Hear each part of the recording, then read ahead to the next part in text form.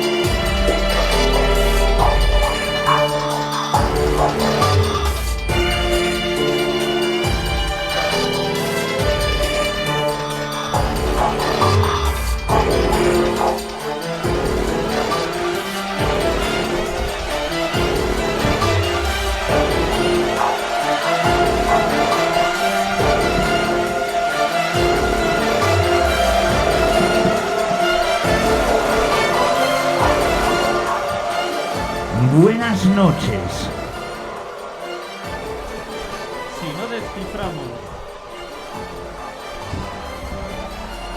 Si no desciframos los misterios que nos rodean,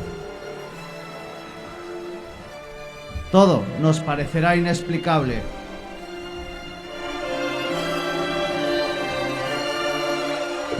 Aquí comienza Expediente 13.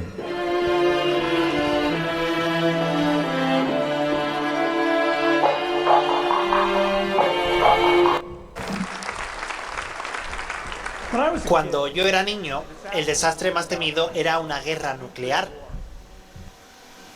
Por eso teníamos en el sótano un barril como este, lleno de tarros de alimentos y también de agua. Cuando llegara un ataque nuclear, debíamos escondernos allí abajo y comer lo que hubiera en el barril. Hoy, la mayor catástrofe mundial no se parece a esto. Más bien es como esto. Si algo ha de matar a más de 10 millones de personas en las próximas décadas, probablemente será un virus muy infeccioso. Más incluso que una guerra.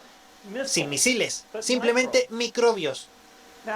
En parte, la razón de esto es que se han invertido enormes cantidades en disuasivos nucleares, pero en cambio muy poco en sistemas para detener epidemias. No estamos preparados para la próxima epidemia, eso está claro. Veamos el caso del ébola. Con seguridad todos han leído en la prensa sobre estos terribles retos. Yo los seguí cuidadosamente con las herramientas de análisis de casos, como las que usamos para la erradicación del polio. Si se observa lo que sucedió realmente, el problema no fue que el sistema no funcionara adecuadamente, sino que en verdad no teníamos ningún sistema. De hecho, faltaban algunas piezas claves bastante obvias. No había equipos de epidemiólogos listos a viajar, que hubiesen ido para ver qué cosa era esa enfermedad y qué tanto se había expandido. Los informes se producían impresos en papel. Hubo enormes demoras antes de ponerlos en internet y además eran terriblemente imprecisos. No había grupos de médicos listos para viajar. No teníamos manera de preparar a la gente. Por su parte, Médicos Sin Fronteras hizo un gran trabajo organizando a los voluntarios. Pero aún así, fuimos mucho más lentos de lo debido en llevar a los miles de trabajadores hacia esos países. Para una gran epidemia se necesitan cientos de miles de trabajadores.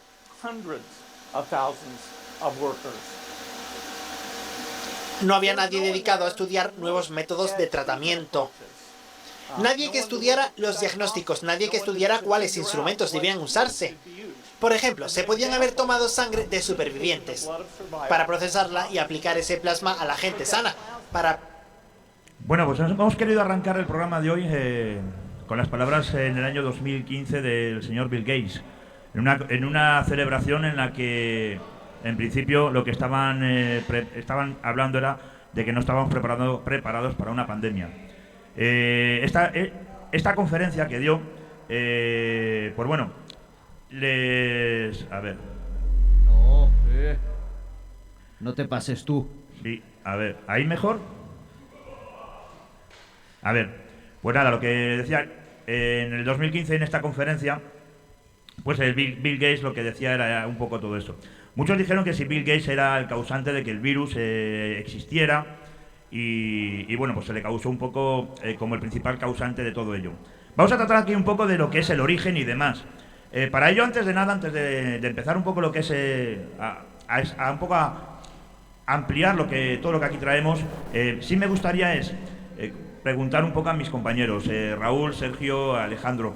El primer programa que hicimos de Expediente 13 Live en YouTube, hablamos... a ver, ¿ahí? Bueno, pues hablamos de eso, del coronavirus. Y yo les hice una pregunta. Raúl, ¿tú crees que este virus es natural o ha salido del laboratorio de Wuhan o del CDC de Wuhan? La respuesta la tienes clara. Te dije que no. No es natural esto. ¿Y sigues pensando a día de hoy lo mismo? Sigo pensando lo mismo. La única diferencia es que yo creo simplemente que la transmisión al humano, eso sí ha sido natural. Pero el virus en sí no. Pero el virus no. El virus ha salido de un laboratorio, ha pasado por animales y ha llegado al humano. Sergio. Yo creo que lo hemos hablado en otras ocasiones y lo más probable es que este virus sea artificial, creado en laboratorio. Tenemos antecedentes del SARS-CoV-1 creado en laboratorio. Este es el SARS-CoV-2 y está claro que la forma en la que se comporta está creado en un laboratorio. Es un virus que antiguamente, bueno, de toda la vida se estudia en veterinaria, afecta a los animales. Pero resulta, tenemos la paradoja de que en Wuhan existe uno de los laboratorios con mayor nivel de seguridad que hay en el mundo y en el que, curiosamente, se estudiaba este virus. Luego hablaremos de ello. Tranquilo, que hay muchas sorpresas que nos va a deparar este laboratorio. Alejandro, bien hallado. Aquí de nuevo en Expediente 13 y como no, como aquel primer programa en el que interviniste, te voy a hacer la misma pregunta. ¿Sigues pensando que este virus es natural? Yo sigo pensando como la comunidad científica que efectivamente, ya me lo has preguntado abajo, y sigo manteniendo la hipótesis hoy día más probable de que ese virus es natural. Sí. Bueno, pues veo que al día de hoy todavía sigues sin cambiar de opinión. No sé si lo conseguiremos. Creo que va a ser complicado que a un científico le hagamos cambiar, pero bueno, intentaremos. Sí. Bueno, pues parece ser que el origen del coronavirus está más que claro y viene del murciélago de herradura, que si muchos no le conocéis, es un animal precioso. No sé si, Raúl, tendremos por ahí una de las imágenes. Es un animal que todos le quisiéramos tener de animal de compañía, menos yo. Eso lo tengo claro. Bueno, no os he dicho, yo sigo pensando como el primer día que esto es creado en laboratorio.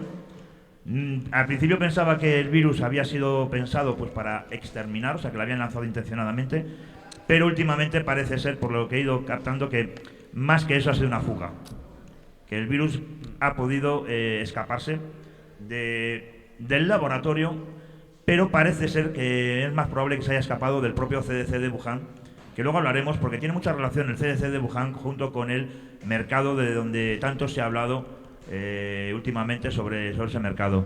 Tenemos ahí a la imagen al genio, al causante al que parece ser que es el causante de este virus.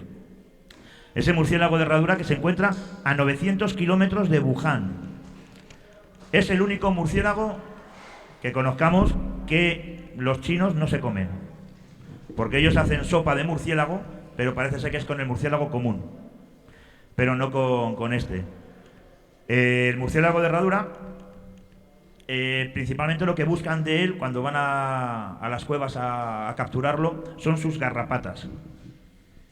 Y pudiera ser que entre el murciélago y las garrapatas ahí es donde ha salido este virus, pero que cuidado, porque según parece no es 100% murciélago, sino que tiene otra parte, también otra mezcla de otro animal, del que comentan que pudiera ser la serpiente más venenosa que tienen en China, que sería el Krait multibanda, que si tenemos una imagen por ahí le podemos ver. Sé que hoy le voy a hacer trabajar mucho a mi compañero Raúl. Esto en YouTube era una maravilla, porque él estaba en casa tranquilamente y yo estaba lo mismo que está haciendo él. Así los que nos seguían pasaba lo que pasaba, había muchos fallos, ¿a que sí? Sí, eso es verdad. Pues bueno, ahí seguimos viendo al murciélago de herradura. Y ahora en cuanto tenga la imagen, pues veremos... Y las garrapatas. Sí, bueno. Ahí tenemos las famosas garrapatas, cierto es. Las garrapatas que buscan los científicos.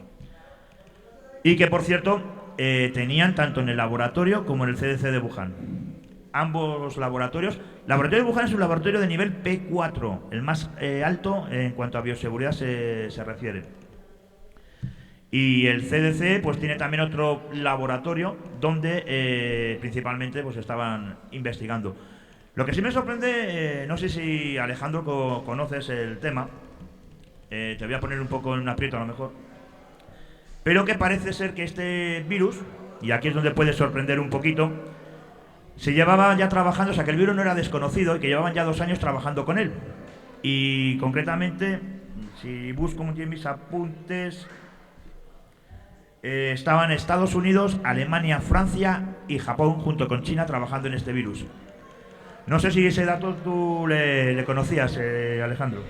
No, de hecho, la primera secuenciación de este virus que se registra es el 30 de diciembre por parte del laboratorio de Wuhan, por parte de no recordará su nombre, de la viróloga que se puso a trabajar en ello, que ya había trabajado en el brote del SARS. No sé... Batwoman. No sé cuál es esa ¿Cómo información, se la verdad. conoce principalmente? Tengo aquí su nombre, no la sé ahora mismo. Sisen Lee es. Pero... Sí, Batwoman. Es más conocida como Batwoman porque lleva más de 15 años trabajando con murciélagos. Efectivamente, y muy involucrada en el mundo de los coronavirus. Y sinceramente, no sé de dónde viene esa información, pero la primera secuenciación y la primera idea que se tiene de este SARS-CoV-2 es para la comunidad científica el 30 de diciembre y no antes. Bueno, pues voy a comentar. El coronel Luis Enrique Martín Otero, que es experto en bioterrorismo y de virus zoonóticos, además coordina la red de laboratorios de alerta biológica de la Universidad Complutense de Madrid, comenta lo siguiente. Según varios investigadores, dicen que la forma de mutación que tiene este virus no es natural. El coronel Otero además confirma que este laboratorio de Wuhan ya trabajaba con este virus, por lo que no era desconocido. Lo que parece, según el coronel, es que puede ser que se haya escapado del propio laboratorio y que ya se encontraban manipulándolo y trabajando con este virus. Y no solo China, como he comentado, Estados Unidos, Japón, Alemania y Francia también trabajaban con este virus. También nos comenta que el CDC de Wuhan tiene un laboratorio que la propia OMS, Organización Mundial de la Salud, lo tenía específicamente y especializado en este coronavirus. Y que en este laboratorio estaban trabajando todos estos países que os he comentado. Este laboratorio se pone la primera piedra, si no me falla la memoria, año 2015, con financiación de Francia. Al comienzo de la inauguración del laboratorio, en el año 2018, ha tenido ya este laboratorio diferentes escapes por temas de bioseguridad. Por lo cual, la seguridad en el laboratorio no era nada segura, compañeros. Alejandro, no sé qué puedes opinar ahora. Bueno, respecto al coronel, poco tengo que decir. Con todos mis respetos hacia él, él sabrá más que nadie, porque ya digo que la primera secuenciación que se tiene acerca del SARS-CoV-2 y no otros virus con los que se estaban trabajando en Wuhan previamente, provenientes del murciélago, con una investigación que se suele hacer en muchos centros de virología, con respecto a la obtención de medicamentos o análisis propios del virus para conocer su fisiología. Yo no sé qué sabrá él o no sé, quizás él sepa más, pero la primera secuencia que se tiene sobre la que trabaja la comunidad científica es el 30 de diciembre y no antes. Sergio, Raúl. A mí lo que más me extraña es la forma que tiene de actuar. Por decirlo vulgarmente, una forma tan puñetera, porque un virus con ese nivel de contagio tan alto y cuyos síntomas no se perciben por lo menos hasta unos cuantos días después, pero tú puedes tenerlo y contagiarlo sin saberlo, parece más propio de una investigación orientada a la guerra bacteriológica que a un virus natural generado por un animal. Que, ojo, el coronavirus existe de toda la vida y se estudia en veterinaria, pero esta variación da lugar a... te hace pensar en hipótesis que están fuera de lo común. Es decir, precisamente un invento de laboratorio, una investigación que, a lo que tú aludías, que ya han tenido anteriores fugas, podría haberse dado la situación de una nueva fuga. Porque que luego el gobierno chino tuviera tanto interés en ocultarlo, precisamente cuando se empiezan a tomar medidas, probablemente ese virus ya estaba fuera de China. Tú, Alejandro, antes que respondas, Raúl, ¿piensas que pudo haber salido del laboratorio a nivel de fuga? De que haya sido alguien, yo qué sé, infectado trabajando y a raíz de ahí se haya ido propagando, que no haya dado un aviso de alarma, digamos. A ver, yo no conozco, me gustaría, pero no conozco el laboratorio de Wuhan, que es nivel 4. Pero a cualquier virólogo o cualquier microbiólogo que preguntemos acerca de estos laboratorios nos dirá que el nivel de seguridad es máximo. Eso no está exento de que puedan existir problemas, como existió de hecho en algún laboratorio ruso, recuerdo, en el que se estaba investigando de hecho con el virus de la viruela, que afortunadamente parece que quedó en nada, que sí que hubo un problema de bioseguridad detectado. La verdad es que tengo escasa información y no voy a hablar acerca de este laboratorio de Wuhan porque no tengo ni idea y no quiero hablar de algo que no sé. Pero sí que es cierto que este tipo de laboratorios cuenta con unas medidas de seguridad extraordinarias, aquí y en China. Raúl. Bueno, con relación al virus, si pensamos simplemente en el nombre que le han puesto, que es SARS-CoV-2, da lugar a que es la segunda versión. Da pie directamente a pensar que es directamente la modificación del SARS-CoV-1. Y además, teniendo en cuenta que el tiempo que ha pasado, que este virus es igual que el anterior, pero simplemente más contagioso y menos mortal, eso da pie a pensar que está modificado genéticamente. También, según el coronel, se piensa que con este virus estaba trabajando para conseguir vacunas, diagnósticos, etcétera, y que al manipularle, y con las deficiencias que parece ser, según cuenta, debe tener estos dos laboratorios, el CDC y el de Wuhan, pues el virus ha salido fuera. Se demuestra que la proteína S, que si no me falla la memoria, Alejandro, corrígeme, es la llamada Spike, la que agarra, no me equivoco, no, ¿vale? Que es la que engancha a la célula, tiene modificaciones, mutaciones, y que son extrañas según investigadores. Según dicen, tienen algunas secuencias que incluso llegan a compararlas con el VIH. No sé si Alejandro, si tienes que parar en algún lado, puedes hacerlo cuando quieras. Vale, bueno, se han dicho bastantes cosas.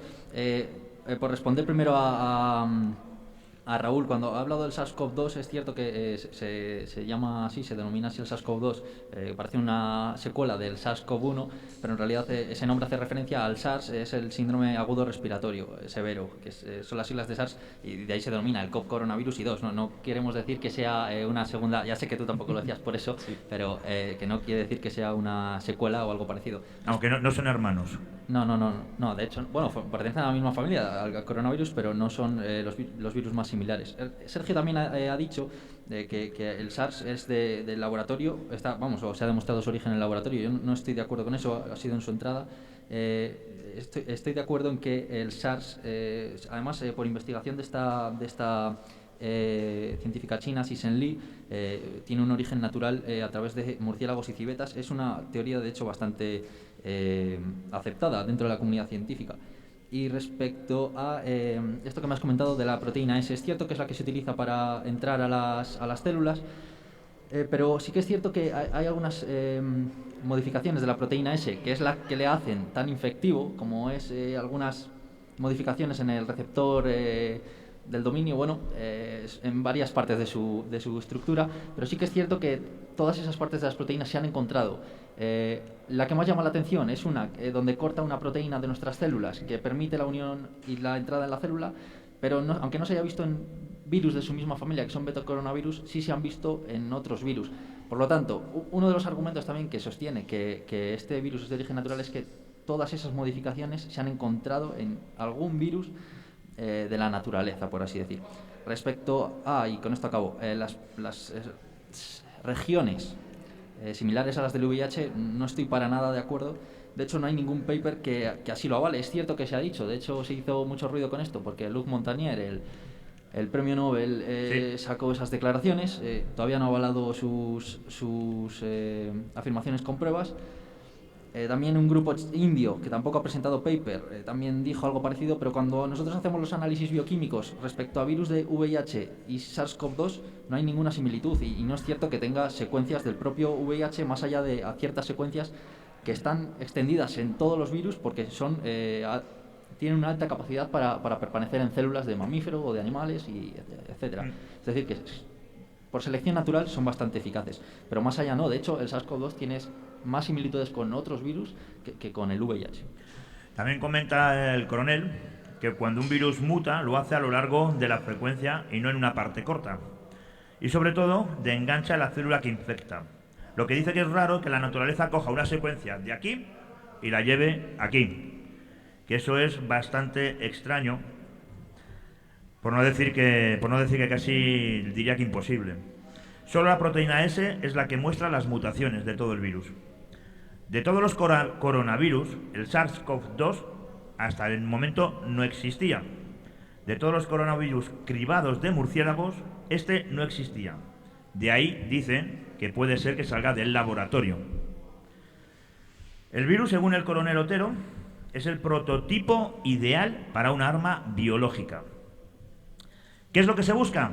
Pues la facilidad de extenderle, que a veces no sea muy patógeno y que además no haya vacuna para él, por lo cual es la arma idónea. Por lo cual yo ahora os lanzo la pregunta que os lancé al principio, y yo vamos comentando mi opinión. ¿Pensáis que puede ser lanzada a propósito por China? Hombre, el lanzamiento de un virus tan virulento en su propio país es extraño. Que lo lancen obligatoriamente o pensando ya en lanzarlo en su propio país, en su propia población, es muy difícil. Que se les haya escapado es más fácil, lógicamente. Lo que sí que hay una cosa extraña que a lo mejor, bueno, pues os puede hacer un poco cambiar. Es que en el año 1975 se firma una convención de no proliferación sobre armas biológicas. Adivinad quién no lo firma. ¿China? Por ejemplo. Hay más quien no firma. Estados Unidos. Rusia. Y Rusia. China, Estados Unidos y Rusia no firman este convenio, que es como... El convenio lo que quiere decir es: yo no voy a crear ningún virus para atacar a personas. No voy a usar los virus como arma biológica. Pues estos tres países no firmaron. Por lo cual... Curioso. Es muy curioso, pero bueno. Como se suele decir, las casualidades no existen. Lo que sí se sabe es que al día de hoy hay muchos países que están trabajando, digamos, a escondidas, porque no hay confirmación oficial, con armas biológicas. También en la revista Nature dicen que hay un artículo donde dicen que científicos crean una gripe híbrida que puede transmitirse por el aire. En el año 2013, el 2 de 5 del 2013, se publica este artículo. Esto que voy a comentar ahora pusimos el vídeo, si no me falla la memoria, en Expediente 13 Live en YouTube, el documental de la RAI, en el que anunciaban que en Wuhan se hacían ensayos para meter una secuencia de coronavirus a murciélagos del SARS para ver qué es lo que sucedía. Y comentan que al ver que eso era algo muy gordo, dicen que lo dejaron de seguir. O sea, no continuaron con el experimento. Bueno, curioso. Curioso, sí, sobre todo teniendo en cuenta que es un laboratorio de alta seguridad, al que estamos viendo ahora en imágenes, además, para quien lo pueda ver. Un laboratorio de alta seguridad. Es el laboratorio de Wuhan P4. Trabajando con coronavirus habitualmente, no era un caso excepcional que trabajen con ellos. Estoy buscando aquí está. ¿Qué buscas? A ver. Justo lo del laboratorio. Ah. El laboratorio se encuentra a 12 kilómetros del mercado de Wuhan. Nivel 4 de bioseguridad, que es el más alto, como hemos comentado. Se trabaja con patógenos peligrosos y con experimentación animal. En él también se busca controles de pandemias y vacunas, centro de investigación de enfermedades víricas y de emergencias. Hay un departamento de bioseguridad en caso de ataque terrorista. Hay más de 2.000 virus emergentes en sus neveras. Y la idea de este laboratorio nace en 2003 tras el brote del SARS-CoV-1, en cooperación con Francia, que es quien pone dinero para la creación de este laboratorio desde 2004. Su construcción comienza en 2011 y se termina en 2015. Prácticamente todo lo que se hace ahí es un secreto. El laboratorio, estoy buscándolo por aquí. Del que tenemos un vídeo, además. Sí, aquí está. Que ha difundido la propia China para desmentir las cosas extrañas. No, para decir que es todo seguro. Sí. Bueno, pues no hay un centro específico dentro de este laboratorio, sino hay varios de investigación de virus de animales. Se encuentra el laboratorio P4 y el P3. Hay 2 laboratorios dentro de él y un centro de control de enfermedades. En los 3 se trabaja con virus de murciélago y otros animales. En la planta 2, zona central de experimentación del laboratorio, hay una sala de preservación de virus como el ébola. También se encuentra con paredes completamente de aluminio. En la planta 2 también hay un reservorio de animales. Planta 4, sala de oxígeno puro, quizás parece ser que es de descontaminación, y una incineradora con una paquetizadora para almacenaje muy estricto. La planta 3 es donde dicen que está todo el tinglao, y es un laboratorio P3, tiene 280 metros cuadrados, de los cuales 140 es el área de trabajo, y cual ese trabajo, pues el laboratorio celular con 2 salas de animales, uno de animales de pequeños tamaños, ratones, murciélagos, reptiles, tiene una sala de animales de medio tamaño y una sala de disección animal. En el núcleo de este laboratorio, la sala de las cepas de virus o la sala de conservación de virus, donde hay muestras de virus letales. También en la sala está la sala del MERS y la sala del SARS-CoV-1. Dentro de este laboratorio de Wuhan se encuentra una sala de cultivación y de creación. Esto es lo que me llama la atención, sala de creación. En 2015 se patenta el coronavirus. Y el laboratorio del laboratorio de Wuhan el que más virus tiene de todo el planeta, con más de 2000. Sí, por delante de los pocos de nivel 4 que hay en todo el mundo. Uno, por ejemplo, en España. En España tenemos P3, que P3, es el de perdón, Madrid, que además se encarga este mismo coronel, junto con otros laboratorios, de coordinarles. Y de la vacuna también ahora. Sí, bueno, también, eso es. A 277 metros del CDC de Wuhan, que está dentro de la propia ciudad, se encuentra el ya famoso mercado de animales, donde dicen que comenzó todo. Alejandro, ¿tú crees que esto pudo salir de ese tipo de mercado? Bueno, el mercado de Wuhan, si vemos algunos vídeos que creo que están de hecho en pantalla, sí, de medidas sanitarias pues no anda sobrado. La verdad es que el cuidado de animales es de aquella manera, pues, que pueda existir una infección en aquel mercado y pasar a humanos, pues es cierto. Visto lo visto, puedes coger cualquier cosa en el vídeo, la verdad. Pero vamos, perdona que te interrumpa, es más fácil cogerte algo allí que en un hospital, lógicamente, ¿no? Bueno, en un hospital también te puedes coger muchas cosas, no sé yo qué decirte. Pero bueno, la verdad es que las condiciones higiénicas pues se ve que no son las óptimas. No obstante, que haya salido de ese mercado en concreto, bueno, sí que es cierto que los primeros casos reportados en China, o se quiso hacer eco de que pertenecían a ese mercado, porque todo lo que venga de China tiene que venir también un poco filtrado, ¿no?, por lo que parece. Entonces, bueno, pues sí, en teoría sale de ese mercado, pero bueno, si nos ponemos hoy a ver lo que pasa en nuestras ciudades, vemos también que, y esto es un enfoque de una manera de verlo, vemos también que en un restaurante o en un hospital, por ejemplo, ¿no? De hecho, aquí en nuestra ciudad hubo, en el que hay una persona positiva, al final se crea una serie de positivos alrededor de él, que es lo que llama la atención. Se cerró una planta aquí entera del hospital, ¿no?, con 19 positivos. Entonces, ¿centramos el epicentro en el mercado de Wuhan? Bueno, pues por las condiciones sanitarias que se ven y porque fue, según la información que viene de China, el epicentro, pues sí, es una explicación plausible. Pero bueno, puede haber otras muchas o quién sabe.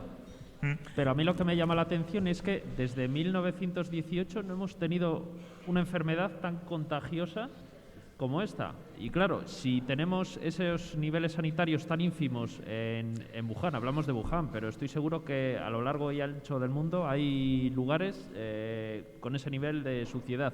¿Cómo es que en todos estos años, desde 1918, no ha surgido una enfermedad con un nivel de contagio y que se expanda por todo el mundo como esta?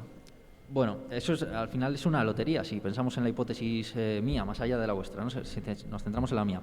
Es una lotería, es la selección natural. ¿Cómo es posible que, habiendo sido en 1918, nos remontemos quizás al 1800 y pico en la anterior gripe? Bueno, pues selección natural. Al final son barajeos, ¿no?, de genes, de proteínas, que hasta que dan esa configuración ideal. Me parece antes que has hecho, de hecho, una reflexión muy buena, hasta que dan esa configuración ideal para que sea un virus potencialmente pandémico, pues acaba siendo un potencialmente pandémico. Y respecto a la reflexión que has hecho antes, creo que es muy acertada, ¿no? ¿Cómo es posible que haya un virus tan perfecto, ¿no? Porque parece que reúne las condiciones, de hecho también lo ha comentado José, que lo comentó el coronel, que reúne las condiciones tan perfectas, una alta tasa de contagiosidad, mucha persona asintomática, que solo el 20%, que es lo que parece que nos dice ahora la evidencia, de esos asintomáticos sean supercontagiadores y claro, den tantos nuevos casos, ¿no? Eso lo podemos plantear como un virus tan perfecto puede haber surgido así. Eso no surge así como nada, ¿no? Pero también lo podemos ver desde otra perspectiva, desde las características a las causas. Como un virus que tiene esas características que surge en la naturaleza no va a causar una pandemia, ¿no? Al final es lo que yo digo, es un modo de verlo, que es un barajeo que se juntan esas cualidades en un organismo vivo o en un virus en este caso, que se crea un virus potencialmente pandémico y surge por lo que estamos viviendo desgraciadamente hoy. ¿Y por qué a día de hoy seguimos sin conocer ese paciente cero? Porque creo que es algo importante conocer ese paciente cero para ver de dónde viene todo. Claro, es muy importante, pero si nosotros hacemos una trazabilidad de contactos, nosotros con los métodos que hoy tenemos disponibles, más allá de que la trazabilidad probablemente la tendríamos que dar en China y no es el país más transparente, ¿no? Pero China tiene una tecnología muy avanzada, está claro, que perfectamente puede detectar. Si no la ha detectado, una cosa puede ser que la haya detectado y no lo haya sacado a la luz, que puede ser.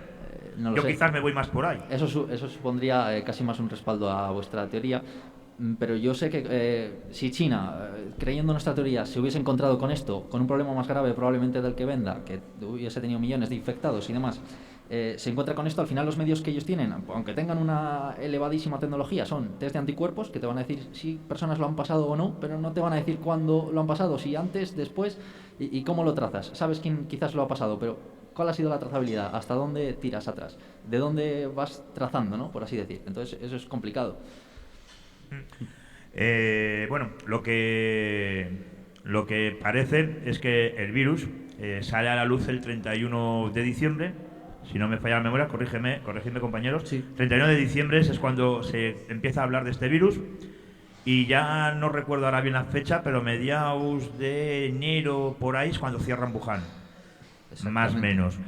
Bueno, y todos pensamos, ¿realmente el virus ha salido en esa fecha aproximadamente es cuando ha empezado a infectar? Bueno, pues parece ser que no. Como lógicamente nosotros hemos llegado a comentar, pero bueno, al principio el animal que decían era el famoso pangolín, que incluso Frank Cuesta llegó a comentar de que el pangolín en el verano del año pasado, ese tráfico que había de este animal empezó a descender rápidamente. Sí, hubo un extraño movimiento contrario. Eso es. Habitualmente se traficaba con este animal, pero curiosamente en las fechas de septiembre del año anterior, de 2019, desapareció ese trasiego de ese animal vendiéndose y traficándose con él.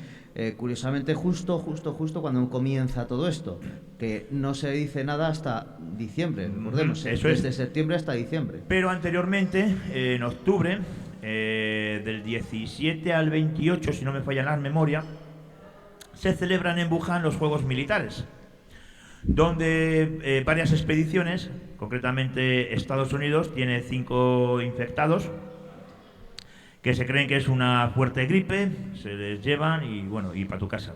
Y ya está. Y nada y más. Esos contagian a la vez a parte de los trabajadores del hotel. Y bueno, ahí dicen que si los trabajadores al salir a comprar al mercado y tal, pues contagian a los del mercado y ahí va empezando la propagación del virus. Pero no solo se Pero infectan no solo es españoles, eso, porque los luego, infectan, claro, mirando y demás, a mí me choca una noticia que se publicó en mayo, y no sé aquí, Alejandro, quiero tu opinión, porque me parece un poco tarde, la verdad, bastante tarde, desde octubre estoy hablando hasta mayo. Sale la noticia en mayo, recuerdo en La Sexta, en la que dicen: la expedición española mandada a los Juegos Militares de Wuhan, varios de ellos vinieron con síntomas posibles de coronavirus. Octubre. En mayo se les reclama para hacerles la prueba del virus, la PCR. ¿No crees tú que ha sido demasiado tarde para que a estos militares que han estado allí se les haya hecho esta prueba, que tenía que haber sido en cuanto ha salido la voz de alarma en Wuhan? Pero no solo eso, antes de contestar, Que por Alejandro, cierto, de entre ellos, uno de los contagiados era de Palencia. Sí, bueno, no es de Palencia, pero bueno, trabaja aquí. Bueno. Pero fueron a ser hasta 6 los positivos en anticuerpos entre los militares españoles. Un dato que también es importante decir.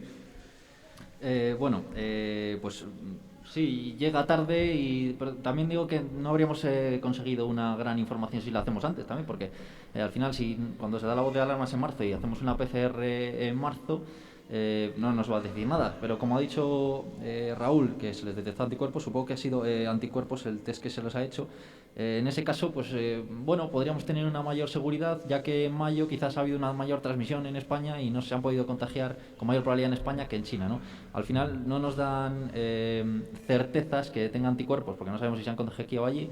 Si creemos, por la baja seroprevalencia que hay aquí, que han sido allí, pues hombre, llega tarde, pues sí, claro que podría haber sido antes la voz de alarma. No sé si es que el Ministerio de Defensa no se quiso sacar por no crear más revuelo, o quizás dañar la imagen de, al final, nuestro ejército y demás, que como que han introducido aquí el virus, o bueno, no sé qué mecanismo será, o que nadie se dio cuenta, pues no lo sé. Pero sí, podría haber sido antes, efectivamente, aunque tampoco habríamos sacado una información extraordinariamente superior. Y tú como científico, perdona Sergio, un segundín, es una pregunta, como científico, simplemente desde la fecha oficial de diciembre del 31, teniendo en cuenta que mucho antes ya esta gente que estuvo en los Juegos Olímpicos allí militares, ¿cuánta gente se ha podido contagiar simplemente con esos militares que se han distribuido por todos los países? Es una buena pregunta, porque también se enlaza a otra, que es ¿hasta cuándo nos remontamos para buscar el origen del virus? Claro. Lo que habéis comentado de los pangolines de Fran de la Jungla, ¿no? Que es el conocido divulgador. Bueno, pues claro, se dice que en verano dejó de haber importación de pangolines. Para ello tendría que haber ya casos en China y bastantes casos para que se viese cuál era el virus involucrado, y haber hecho una investigación y ver qué es el pangolín, y a partir de ahí que el mercado negro se relaje. Eso me parece, la verdad, un poco raro, aunque es sospechoso que toda esta vinculación, ¿no? Teniendo en cuenta que es China, es fácil, ¿no? Eso lo reconozco, pero sí, bueno, pero eso me parece un poco raro. Respecto a las curvas epidemiológicas, es que en cada país ha sido, la verdad, un poco diferente. Por ejemplo, en España tuvimos el pico en marzo y se sabe por estudios genéticos que probablemente la entrada masiva fuese en enero, por 15 vías diferentes, de hecho se calcula y demás. ¿Cuándo empezó en China? ¿Y si estaban peor y no nos dieron el aviso hasta cuando estaban mal? Perdona, Alejandro, según lo que yo tengo aquí, 17 de noviembre, paciente cero. Recientemente se ha sabido cómo empezó todo. La crisis salió a la luz mundial en diciembre de 2019, aunque recientemente una investigación logró localizar el día exacto del primer caso en el mundo del coronavirus, COVID-19. El 17 de noviembre, el paciente cero dicen que pudiera ser una persona de 55 años que vive en la provincia de Hubei, epicentro de la epidemia. A ver, todo esto es especular, y yo al final no voy a dar aquí ninguna respuesta que sea mejor que otra, porque no tengo ninguna evidencia. Pero, pues a ver, así, en cuanto a todo lo que he leído... ¿Esto es de un periódico? Ya, sí, no digo respecto a tu información, no la conozco, pero me refiero a la versión que yo podría dar.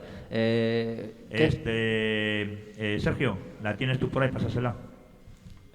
Me la creo, no hay problema. Es igual, si no tiene relación. Lo que iba a decir es que lo más probable es que al final las autoridades chinas, sea vuestra idea del origen real o sea la mía, el natural o en laboratorio, al final va a tener una explicación de cómo se dieron cuenta que o se les había escapado o tenían un problema de selección natural.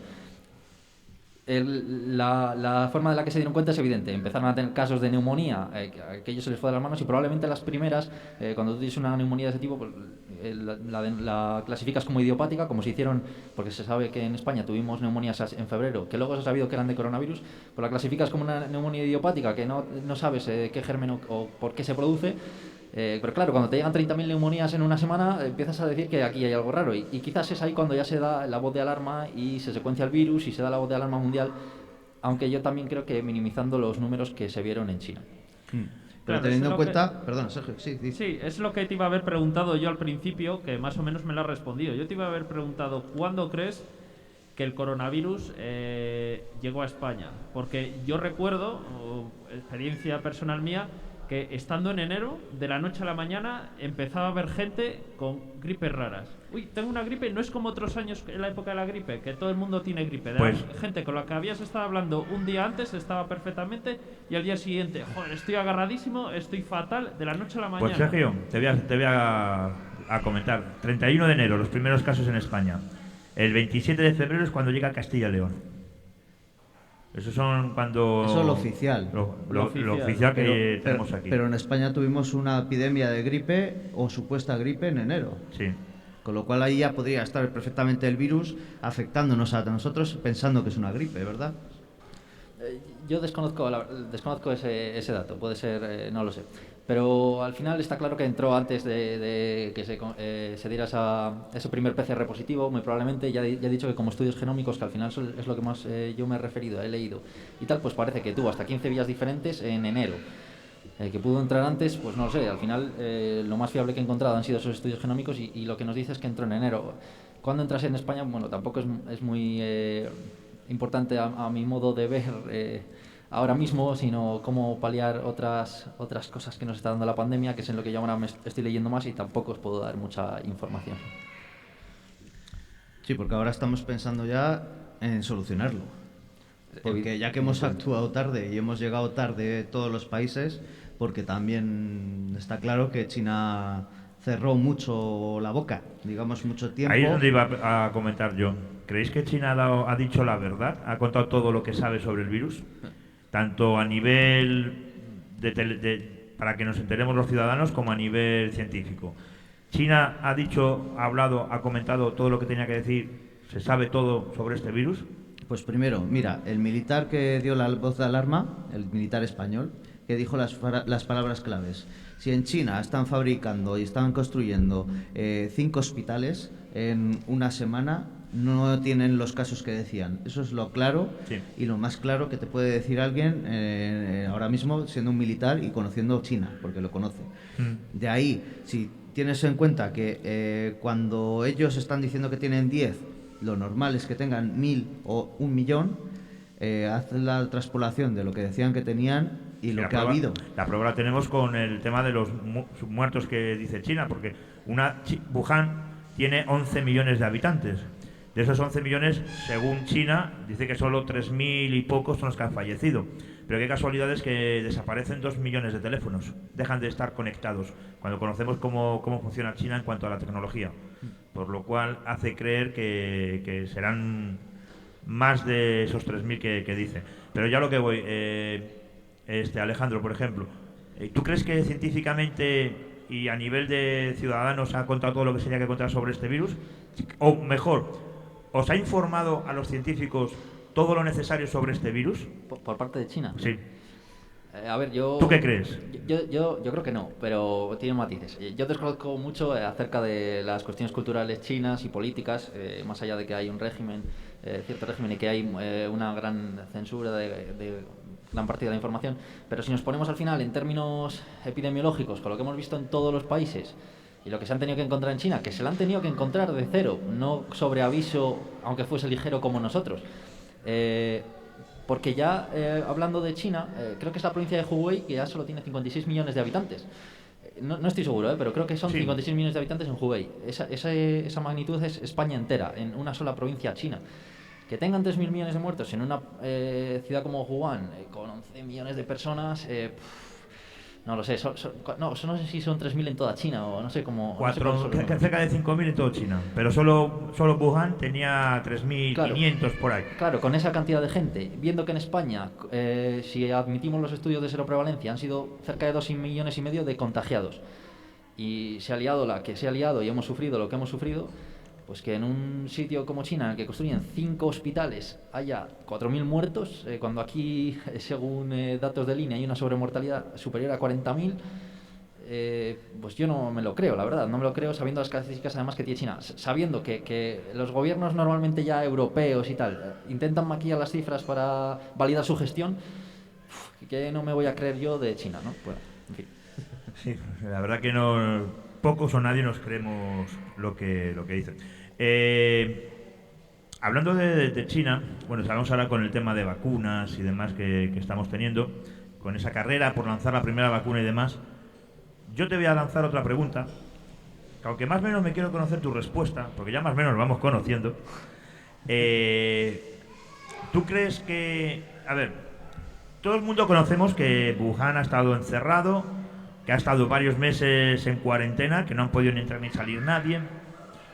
Pero me imagino que habrás visto las últimas imágenes de cómo se encuentra la ciudad ahora, con esos conciertos en las piscinas, libres de mascarillas, supuestamente virus cero, que es lo que me sorprende, virus cero supuestamente, abrazos, besos, de todo, o sea, a la normalidad que todo el mundo conocíamos, realmente.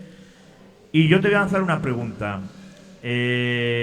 ¿Tú qué crees que ha podido pasar para llegar a ese estado? ¿La vacuna ya la tenían y esos son los primeros vacunados? Bueno, yo la verdad que lo dudo, pero bueno, tampoco tengo una gran información acerca de ello. También se ha visto en algunas poblaciones de Sudamérica, creo, no sé si era Maracaibo, lo vi antes de ayer, no me acuerdo en concreto qué población era, pero que estaban parecido, que ante una incidencia que había matado a miles de personas solo en su ciudad, ahora estaban en la playa con unas aglomeraciones masivas y no pasaba nada. ¿Qué ha podido pasar en China? Bueno, que el confinamiento ha sido aquí bastante estricto, pero allí... yo creo que un confinamiento similar, además de que tiene unas características culturales diferentes, que quizás no salen o sean tan cercanos entre ellos, y unas mayores restricciones, aunque no fuese en confinamiento. Creo que se ha podido descender brutalmente la incidencia del virus, y de esa manera, que al final es lo que estamos viendo aquí en España, que quizás no se descendió la incidencia en la primera ola lo suficiente y ahora estamos siendo los primeros de la segunda. Entonces yo creo que esa es una explicación plausible. No voy a decir que sea esa porque no lo sé, pero la de la vacuna me parece bastante inverosímil. Pero bueno, yo la verdad no voy a hablar mucho de China porque no lo sé. No, como todos no te fías, ¿verdad? Ya he dicho que de los datos no me fío por la inverosimilitud, pero tampoco voy a hablar mucho de qué es, de qué no. Yo puedo pensar dos cosas, os lo he comentado más de una vez y no sé si los que nos están aquí pueden estar con nosotros. Yo pienso dos cosas. Una, que lógicamente tenían esa vacuna y cuando han cerrado Wuhan, pues han probado con ellos para la vacuna, les han vacunado directamente y a ver qué es lo que sucede. Y dos, que directamente, sin saber lo que iba a pasar, pues eso, les han puesto ahí casos cero, vamos a ver si se ha ido y ala, todos a libre albedrío a ver lo que sucede. Son las dos cosas que yo puedo pensar. Yo me voy más a la primera, que esa vacuna existía, no sabrían de su eficacia, pudiera serlo. Pero, por ejemplo, una cosa que no has comentado, cuando ocurre la fiesta... a la semana o al poco tiempo presenta China su primera vacuna, sí. Con lo cual ya podrían tenerla desarrollada. Por eso me voy yo ahí. Un poco antes, de que esa la vacuna, tenían antes de que claro, ocurriera. De que esa vacuna ya existiera y ellos serían, vamos a decir, los conejillos de Indias para saber si eso es eficaz o no. Y les juntaron para eso. Y a partir de ahí, pues bueno, discotecas llenas y demás. ¿Qué os parece que ahora en Barcelona, por ejemplo, van a hacer un concierto en el que va a estar toda la gente como antes, pero que previo se les va a hacer diferentes pruebas, o una prueba PCR, no sé si es una prueba PCR o una de estas rápidas? Las nuevas rápidas se las van a hacer antes de ir, a un número limitado se les van a hacer el PCR Creo que eran antes de 2.000 entrar. personas las que van a permitir entrar. Sí, luego a unos pocos se les van a hacer la prueba PCR antes de entrar y después lo que van a hacer dentro es estar con la mascarilla todo el tiempo, pero sin distancias de seguridad, Sí. etcétera. A ver qué ocurre y como experimento. Todavía no tienen claro que se pueda hacer, Pero, ¿qué podríamos sacar de esto, Alejandro? ¿Crees que es seguro o puede salir eso mal y todo lo contrario, salir un brote tremendo en Barcelona? La verdad es que es la primera noticia que tengo y tengo que decir que estoy alucinando. Pues es verdad, es verdad. Ha salido por todos lados. Pero la verdad Creo es que de lo poco que estamos hablando que ha salido en televisión. veo bastantes limitaciones a casi todo. Para empezar, las pruebas rápidas de antígeno no están recomendadas para personas asintomáticas, porque no se sabe su eficacia en personas asintomáticas. Entonces, realizar pruebas rápidas de antígeno, pues bueno, te puede resultar barato, pero no sabes la efectividad de eso que estás haciendo. En cuanto a las pruebas PCR, pues bueno, en días de primoinfección, en los primeros días después de infectarte, tiene una sensibilidad bastante escasa como para como para permitir lo que vas a permitir, que es un concierto donde la gente saltará, bailará, cantará y demás.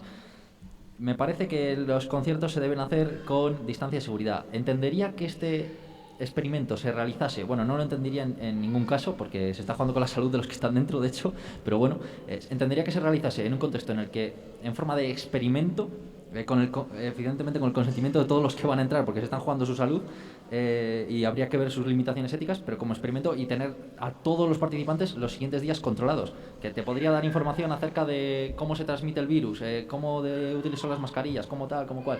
Vale, por eso, en ese sentido lo entendería, aunque tiene unas limitaciones éticas que no se podría llevar a cabo. Pero me parece, la verdad, un disparate innecesario. Las medidas están bastante claras desde el principio. Eso, lavado de manos, mascarilla y distancia de seguridad. Y se deben intentar respetar todas. Y no sé este experimento a qué viene. Y si luego van a continuar con su vida normal, me parece un disparate por, efectivamente, la que se puede liar. Sí. También lo que es extraño es cómo han podido acceder a esos test rápidos, porque se está hablando que iba a ser un muro de contención contra el virus, ya que si se conseguía llevar y poner a la venta a las farmacias por 5 euros, tienes un test que te puedes hacer antes de salir de casa. De momento eso no se va a hacer porque no hay una cantidad suficiente y quieren asegurarlos para hospitales y centros de salud. Y aquí tenemos a una empresa, entre comillas, privada, que va a organizar un concierto y prevé hacer miles de esos test. Bueno, eso será cosa de la empresa cómo ha conseguido el método de adquirirlo. Yo repito que no hay evidencia de la efectividad de esos test en asintomáticos, así que lo que podemos hacer es estar tirando esos test. Esos test están para cribado, o por lo menos lo están de momento, cribado de personas con síntomas, hacer ese test y si te da positivo sabes que tienes coronavirus y una PCR que te ahorras. Pero esa es la utilidad ahora mismo, ¿no? De hecho ha sido bastante criticado en algunas zonas de España donde se han hecho test de cribado de esto a personas sin síntomas, diciendo que no tenía mucho sentido o por lo menos no se sabía si tenía mucho sentido. Pero claro, eso ya es cuestión de cómo ha adquirido la empresa esos test, o eso ya no lo sé. Bueno, ya que estamos hablando un poco de vacunas, os voy a lanzar una vacuna yo también. Os voy a lanzar una pregunta. Y os la lanzo a los que nos estáis aquí escuchando. ¿Os ofreceríais de conejillo de indias para probar una de esas vacunas? De los que estamos por aquí, que levante la mano, ¿quién se la probaría? Solo dos voluntarios. Bueno, uno quería engañar, pero tenemos a uno que sí. O sea, sin saber lo que te van a inyectar y la... Bien. ¿Raúl? Yo ahora no. ¿Sergio? Yo no, pero me ha llamado la atención la respuesta positiva de Alejandro y me surge una duda. Es, respecto a la vacuna, ¿cualquier vacuna o la que se está probando para España de AstraZeneca? A ver, la de Rusia no. Porque bueno, la de Rusia dice que la hija de Putin se la ha puesto. La cuestión es que yo no he visto ninguna foto ni ningún vídeo en la que realmente se haya puesto a la hija de Putin la vacuna. Yo cambiaría mi respuesta si, por ejemplo, fuese la vacuna española. Yo igual me la juego. Me da igual, cualquier vacuna. Ahora mismo la de Oxford, la del señor Bill Gates, que es la que están haciendo aquí en España, la que está probando en Madrid y Santander, la de Johnson & Johnson, que es de Bill Gates, por si no lo sabíais, tiene acciones en Bill Gates ahí, a través de la fundación que tiene. La de Pfizer o algo así me parece que se llama, es la otra, que es de Estados Unidos, se me falla, corrígeme, o algo así se llama. No, Moderna. O Moderna, eso es. Y luego la que estamos haciendo a través aquí del CSIF o algo de eso. Sí, también. Que esa de momento creo que hasta enero por ahí no empezaron a probarla en humanos. Pero la comprada por el ministerio es la de AstraZeneca Oxford. Sí, la de Oxford de Inglaterra. No la americana de sí, pero bueno, de da igual. Cualquiera de ellas. Vale. En su fase de creación. Vamos a ver. Raúl dice que no. Sergio, ¿tú te probarías alguna? No. No. Vamos a ver, dentro de... yo he levantado la mano porque has hecho la pregunta para crear equipo. Sí, ¿no? pero, Aquí, pero tú te las pondrías sí o no. Luego di lo que quieras. Yo estaría dispuesto a... O sea, de hecho, hay voluntarios. Los sí, ensayos clínicos se hacen con voluntarios. aquí ha habido voluntarios para de Santander y Madrid y creo que se ha disparado. Sí, efectivamente. Yo no sé si era porque querían ser voluntarios o porque por el dinero que les pagaban. Bueno, no sé por qué cuestión sería, pero al final las que se hacen en España, por ejemplo, la de Johnson & Johnson, que se prueba en España, o la de AstraZeneca, que es la inglesa, por así decirlo, la de Reino Unido, que es la que se ha comprado por parte del Ministerio. Yo, después de haber pasado los ensayos clínicos de fase 1 y 2 y garantizándome una revisión médica, estar pendiente de una supervisión médica, como se está haciendo de esos pacientes, sí, no hay que estar en contra de una vacuna que pasa todos los controles de calidad, y es con eso. Sí, yo no digo que esté en contra, no estoy en contra. ¿vale? Ya, yo lo que digo es, vamos a ver, con la rapidez con la que se está intentando crear la vacuna, sabemos que una vacuna puede durar años en crearse. De hecho, aquí estamos hablando de meses. Sí. Sabemos que no sabemos si puede ser 100% fiable, no sabemos el porcentaje de inmunidad que puede crear todavía, que sabemos que las primeras que pueden salir posiblemente no sean 100% eficaces. No lo van a ser. Ni lo van a ser. Aún así, con esta rapidez, ¿tú te probarías una de esas vacunas? Yo no. Yo sí me probaría una de esas vacunas. Para empezar, sabemos lo que tienen. Eso se sabe lo que tienen. Eso es lo principal. Otra cosa es que también tengamos los medios para interpretarlo. Yo, de hecho, hoy no tendría que mirar y estudiar acerca de los medios. Y yo, al final, estoy dentro del campo de la ciencia, pero entiendo que alguien que no está involucrado, pues no tiene por qué saber qué es el polisorbato, por ejemplo, ¿no? Al final, es cuestión de confianza en la ciencia. Y yo creo que este es un punto muy importante que deben seguir y que yo creo que están involucrados en ellos los comités de bioética y demás comités de supervisión de estos procedimientos. Yo la respuesta que te daría es sí, me las probaría. Una vez pasados los ensayos clínicos, o sea, los ensayos de fase 1 y fase 2. Pero hay que hacer especial hincapié en esto de la seguridad, de la bioseguridad, y no dar más pie a desconfianzas científicas hoy día con todo este revuelo de los antivacunas, porque al final son las vacunas una de nuestras mejores armas de medicina preventiva, si no la mejor, que salvan vidas y nos salvan millones de euros. Pero cuando hablo de millones hablo de miles de millones.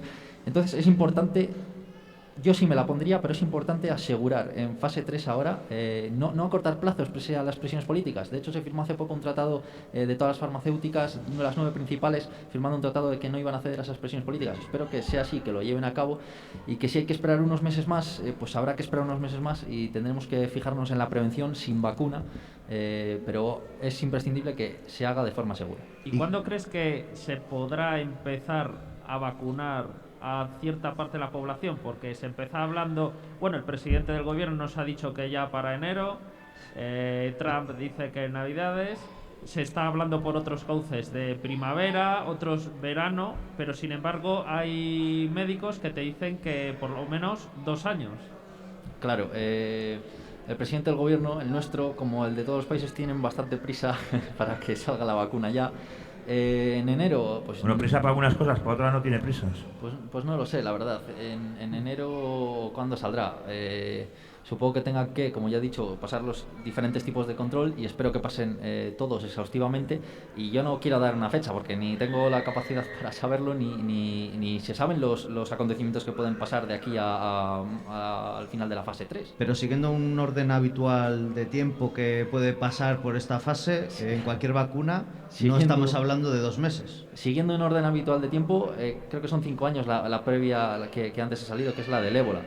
Entonces, claro, es verdad, eso hay que tenerlo en un contexto que probablemente hasta la del ébola, con los medios que se están haciendo hoy, habría sido más corta, porque nunca se ha dado tantos millones, ni nunca se han puesto todos los comités a supervisar rápidamente con prioridad todos estos ensayos respecto a la vacuna, que es la del coronavirus. Entonces, pues se acortan los plazos, pero hay que hacerlo de una forma segura, es importante eso. Sin embargo, no, corrígeme si me equivoco, yo he escuchado que es la vacuna que se está probando aquí en España es una variante de otras vacunas, entre ellas el ébola, y por eso le dan tanta seguridad, porque es una vacuna que se le ha puesto ya durante años a más de 90.000 personas, y entonces esto es una variante que se ha creado en exclusiva para el coronavirus que estamos sufriendo. ¿La fabricada ahora en España o la que vamos a obtener? Creo que es la que vamos a obtener. ¿La que vamos a obtener?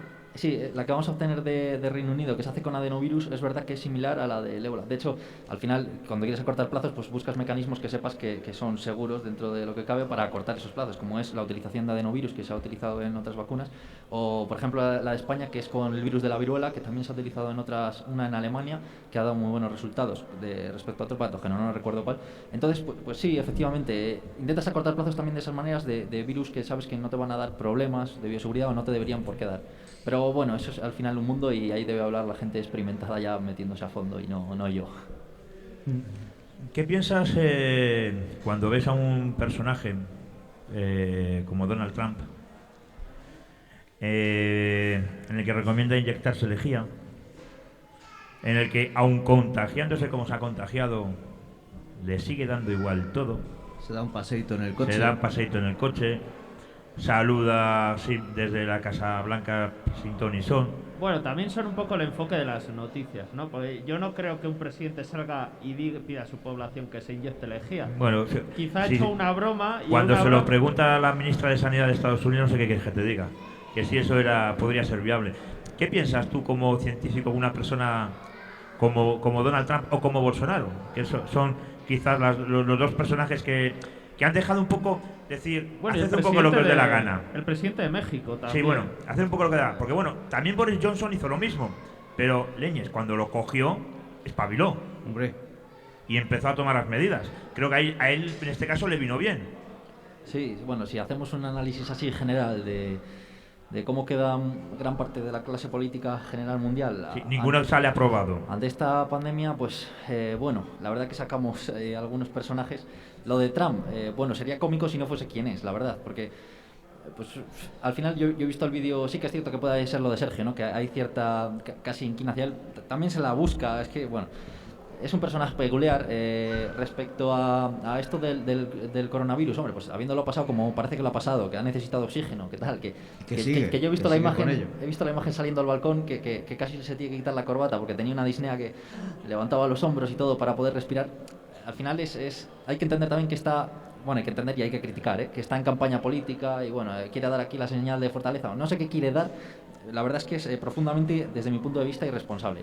Lo de Bolsonaro, parecido, porque al final ha hecho algo parecido, ¿no? Creo que también lo pilló, ¿no? Sí, también lo ha tenido, sí.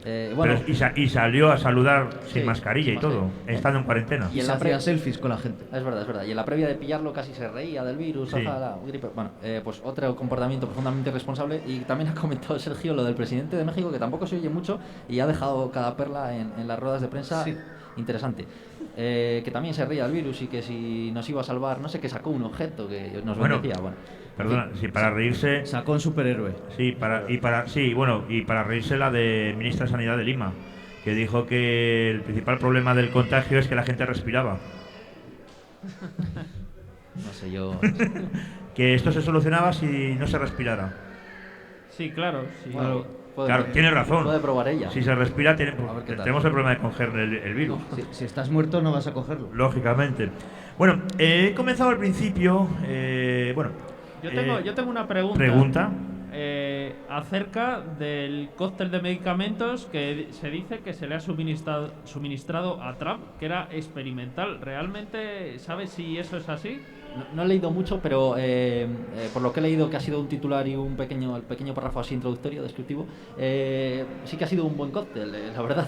Creo que además le han incluido anticuerpos IgG cultivados en unas células que él mismo prohibió en Estados Unidos hacer ese tipo de investigación. Parece que cuando es a él sí que le interesa, pero bueno, eso es otro tema. Sí que ha sido un cóctel, la verdad, por lo que he leído, experimental profundamente, pero claro, me imagino que los médicos, al final que tengas un presidente con Estados Unidos con oxígeno, me puedo imaginar al médico encargado que tranquilo no estaría. Entonces, pues la verdad es que no sé qué han probado, porque sí que he oído que ha sido un cóctel entre anticuerpos y ciertos antivirales, pero bueno, no sé, supongo que eso, pues hecho por el grado de ansiedad que tendría el médico teniendo al presidente de Estados Unidos con oxígeno, pero bueno, no lo sé, la verdad. Lo que dicen es que le han dado lo habitual aquí cuando llegas con una neumonía al hospital, el Remdesivir y aparte ¿cómo se llama no me acuerdo ahora cómo se llama, lo que te da, que es como no me saldrá bien. Igual te acuerdas tú, no sé. ¿No te acuerdas? No. ¿Un antiviral, te refieres? No, el antiviral no, le dieron... Joder, no, se me ha quedado yo ahí en blanco, No, cago en la no lo sé. leche. Un medicamento habitual, ¿no? Bastante Sí, habitual en se estos días. está dando en los hospitales cuando tienes a alguien con un problema muy gordo de pulmones y esteroides, que no me salía, Bueno, esteroides. vale, sí, bueno. Esteroides, y eso, pues bueno, también es el tratamiento habitual que se está haciendo ahora, ¿no? Bueno, buscas ahí, imagino que sí, o corticoides o algún tipo de Sí, algo así. dilatador, algo que mejore tu respiración, que inhiba la respuesta inmunitaria, si es una pulmonía derivado de eso, de una tormenta de citoquinas. Bueno, no sé la verdad lo que han utilizado, tampoco voy a hablar de ello, pero sí, he visto que ha sido un cóctel mezcla, ¿no? Bueno, no sé.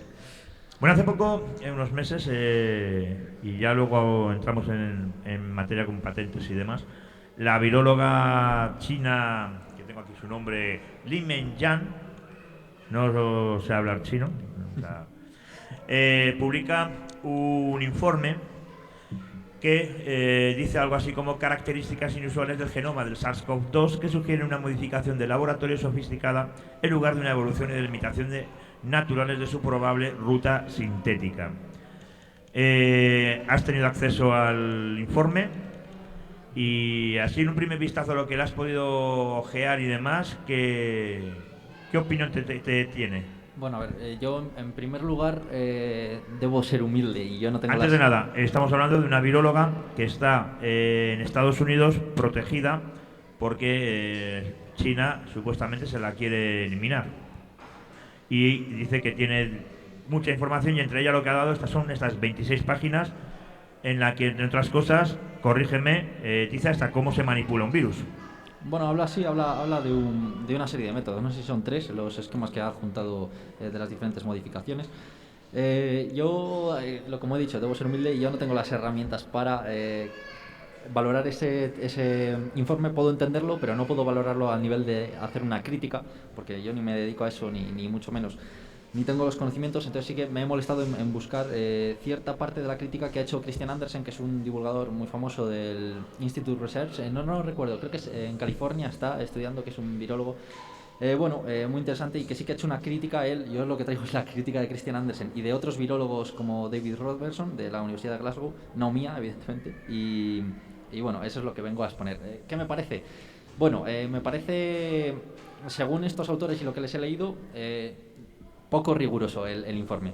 Respecto a cómo empieza, que eso sí que me parece que además es entendible para toda la población, en la última línea del primer párrafo no se refiere al principal artículo que hay sobre esto de el origen natural del coronavirus, que Christian Andersen es la primera cabeza visible de ello por un artículo que publica en Nature que se llama The Proximal Origin of Coronavirus, o SARS-CoV-2, y explica un poquillo cuál es la teoría de ese origen natural. Entonces, lo primero que hace esta viróloga es hablar de conflicto de intereses en ese artículo, cuando Christian Andersen no refiere ningún conflicto de intereses. De hecho, ha dicho que ni él ni su laboratorio reciben ningún tipo de incentivo de China. Me parece extraño que acuse, en tu primer párrafo acuses de conflicto de intereses precisamente ella, que se la ha ligado al entorno de Steve Bannon y demás, que también podemos hablar de ello.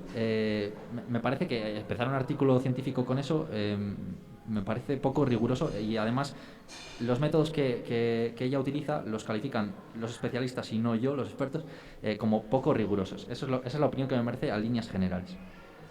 Pero bueno, pues el informe tenemos aquí. Este es el informe de la viróloga que, bueno, pues entre otras cosas, pues nos cuenta pues que el análisis de la secuencia genómica revela que ZC45 es un coronavirus de murciélago estrechamente relacionado, que debe de ser la columna vertebral utilizada para la creación del SARS-CoV-2. Otra de las cosas que dice que el motivo de unión del receptor del SARS-CoV-2, Spike, no pueden hacer de la naturaleza y debía haber sido creado mediante ingeniería genética. Luego, si lo extiende, lo comenta más con gráficos, pues con gráficos y demás, que bueno, pues no me voy a extender, porque bueno, son 26 páginas, cuesta un poquito encontrarlo en internet, pero se localiza. Si la gente quiere buscarlo, lo puede localizar sin ningún tipo de problema. Reitero, cuesta un poquito, porque a mí la verdad que me ha costado un poco hacer. Tenemos aquí el gráfico de la creación, y sí que voy a ir al resumen final que dice que la evidencia presentada en esta parte revela que ciertos aspectos del genoma del SARS-CoV-2 son extremadamente difíciles de conciliar con el resultado de evolución natural. La teoría alternativa que sugerimos es que el virus puede haber sido creado usando coronavirus de murciélago ZC45-CXC21 como estructura y o plantilla. La proteína Spike, especialmente RBN, que contiene debería haber sido manipulada artificialmente, tras lo cual el virus ha adquirido la capacidad de unirse a AC2, que AC2, si no me equivoco, es la célula humana. El receptor de la célula, sí. Eso es, e infectar a los seres humanos. Esto es respaldado por el hallazgo de un sitio de digestión de enzimas de restricción único en cada extremo del RBM. Es posible que se haya introducido e insertado en un sitio de escisión de purina inusual en la unión de S1 y S2 con la proteína Spike, lo que contribuye al aumento de la virulencia y la patogenidad del virus. Eso es a modo de resumen un poco por encima lo que ella nos comenta, pero luego a partir ya de aquí vienen los pasos, entre comillas, claro, luego aquí tienes que tener todo el material para poder crearlo, porque bueno, aquí tenemos ya los pasos para la creación del virus, que también ella nos comenta. Bueno, hay gente que dice que esto no es posible, otros que sí, que esto puede ser. No sé qué opináis, compañeros. Pues hombre, si es posible crear un coronavirus en España hace... 2003-2004. Por ahí, 2003-2004, un coronavirus además para vegetales, si no recuerdo mal, pues es curioso, o puedes pensar que se puede crear un coronavirus también a nivel para humanos o para cualquier tipo de persona o de animal. Es que es un poco lo que hablábamos al principio. La primera pregunta que nos hiciste. ¿Crees que el coronavirus es un virus creado en un laboratorio? ¿Es natural? Pues bueno. Claro, bueno, la cosa está un poco está un poco todos perdidos, porque es que de repente ha salido humo por el escenario. Y encima culpa tuya, creo, a ver, ¿no? Sí, no, se me ha dejado un mando aquí, que he dicho, voy a ver qué hace este mando. Voy a dar al botón. Menudo peligro. Hay que dar un toque de humor. Sí, lo mejor es que a ti no se te ve. Bueno, no pasa nada, no se pierde gran cosa. Bueno, pues la historia es esta. Desde el punto de vista científico, como lo que nos decía al principio Alejandro, es totalmente factible que esté provocado, o sea, que sea natural, que sea un virus natural. Pero bueno, sí que es cierto que tiene ciertas características este virus que te hace pensar un poco en el aspecto conspiranoico. Es decir, es que esto está creado, tiene toda la pinta de haber estado creado en un laboratorio. Todos sabemos que se experimenta con virus. Entonces, también existen virus artificiales que, ¿por qué no podría haberse escapado? Luego tenemos la cosa que a mí me llama mucho la atención, porque últimamente se escucha bastante que esta pandemia probablemente no sea la última. De la anterior, de la primera, la de 1918, hasta ahora han pasado 102 años, pero que probablemente en los próximos años, de formas más seguidas, vamos a tener otras pandemias. Entonces, a mí me llama mucho la atención porque, es decir, ¿qué ocurre ahora que no ocurriera antes para que haya científicos que estén hablando sobre la posibilidad de que pueda haber otras pandemias a corto plazo? Bueno, pues si no hemos estado preparados para esta, posiblemente vendrán más.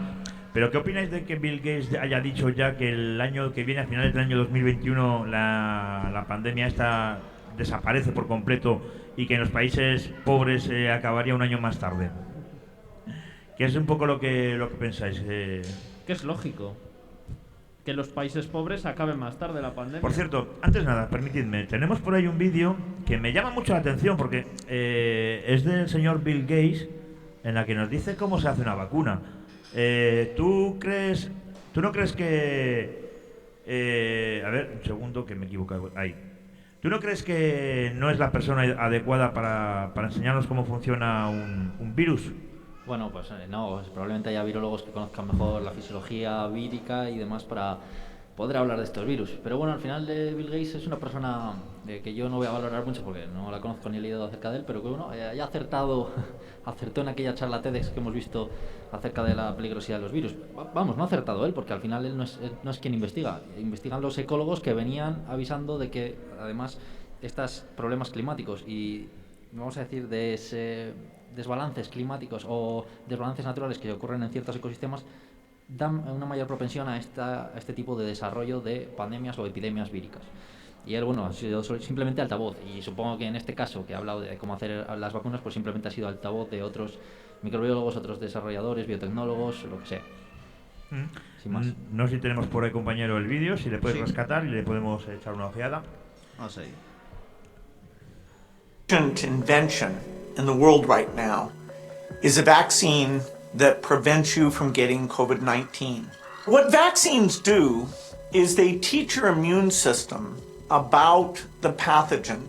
This is the coronavirus, and this shape on its outside is called the spike protein. It grabs on to the cells in your body that have a particular receptor and get that cell to make billions of copies of this virus.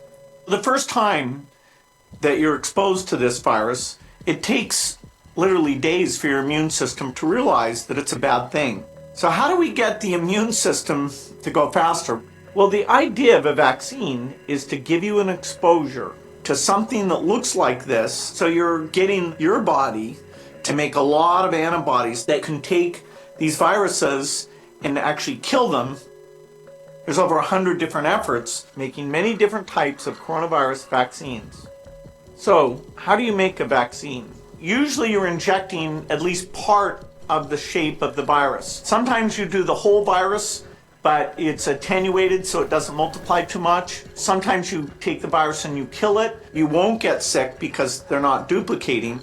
What's typically done is you just take either a piece of the virus or just the spike, that thing on the surface, and you put it on something else. So there's no risk at all of causing the disease. One final way that's new and is promising is called the RNA vaccine. With RNA and DNA, instead of putting that shape in, you put instructions in the code to make that shape. So the Gates Foundation... Bueno, pues ahí tenemos un poco por encima, pues el vídeo es un poco largo, de cómo se hace una vacuna. Y personalmente, ¿qué queréis que os diga? El señor Bill Gates sabrá mucho de Windows y demás, pero creo que no es la persona idónea para hablarnos de esto. Pues no, porque además es informático, no creo que sepa nada sobre Está bien ciencia. que sea tenga parte de acciones de Johnson & Johnson y que a través de la fundación pues ayude todo lo que quiera, pero creo que de este tema, bueno, si en el 2015 vaticinó que esto podía pasar, si ahora dice que en el 2021 en los países ricos el virus desaparece y nos enseña cómo se hace una vacuna, pues bueno, yo a lo mejor hasta me lo tengo que creer. Quizá no nos esté enseñando cómo se hace una vacuna, pero forma parte de su negocio, ya que tiene acciones en Johnson & Johnson, estar informado. Entonces, lo que te esté contando probablemente habrá estado informado por profesionales. Si vas más allá, pues probablemente no dé más de sí, pero sí lo suficiente como para haberse informado para lo que tiene que decir en concreto en ese vídeo. Sí, yo estoy bastante de acuerdo con Sergio. La verdad que el vídeo que he visto es cierto que quizás no es la persona idónea y quizás puedes poner a otra persona que sea, que digamos, de una autoridad al vídeo, más allá de la figura de Bill Gates, que se le conoce por famoso y no por ser un microbiólogo tal, pero la verdad que viendo el vídeo no dice ninguna mentira. Me parece más un vídeo divulgativo que dando razones de por qué va a vacunarse sin más. O sea, es un vídeo al final informativo en el que te aporta conocimiento y yo he visto lo visto, no dice ninguna mentira. Entonces, bueno, pues no me parece mal. Supongo además que, como ha dicho Sergio, como bien ha dicho, se haya informado de la gente que sabe, de inmunólogos, y si se metiese en un tema controvertido tal, pero al final lo que explica es el tema del mecanismo inmunológico de una vacuna y no lo hace mal. Entonces a mí tampoco me parece muy mal. Pero es curioso que te lo cuente Bill Gates y no un científico real.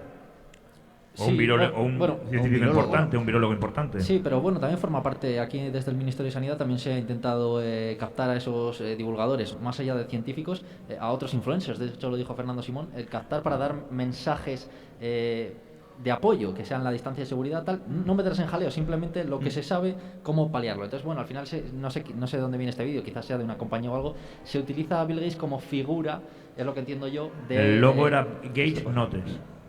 Notas de Gates. Bueno, pues será su YouTube. post, que será exacto, será su YouTube en el que divulga. Bueno, no me parece mal el vídeo porque no dice ninguna mentira ni se mete en ningún jardín, pero bueno, tampoco efectivamente no se va a poner, como ha dicho Sergio, a hablar algo más allá, ¿no? Pero bueno, de eso lo puede hacer y de hecho es bastante básico el vídeo, se entiende muy bien y bastante ilustrativo, me parece bien, la verdad.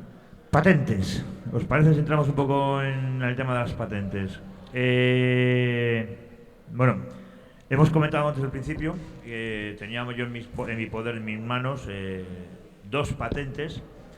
Concretamente esta, del año 2003-2004, que es la patente española, que la firma Luis Enjuanes, que concretamente es quien está creando la vacuna española, digamos, junto con todo su equipo.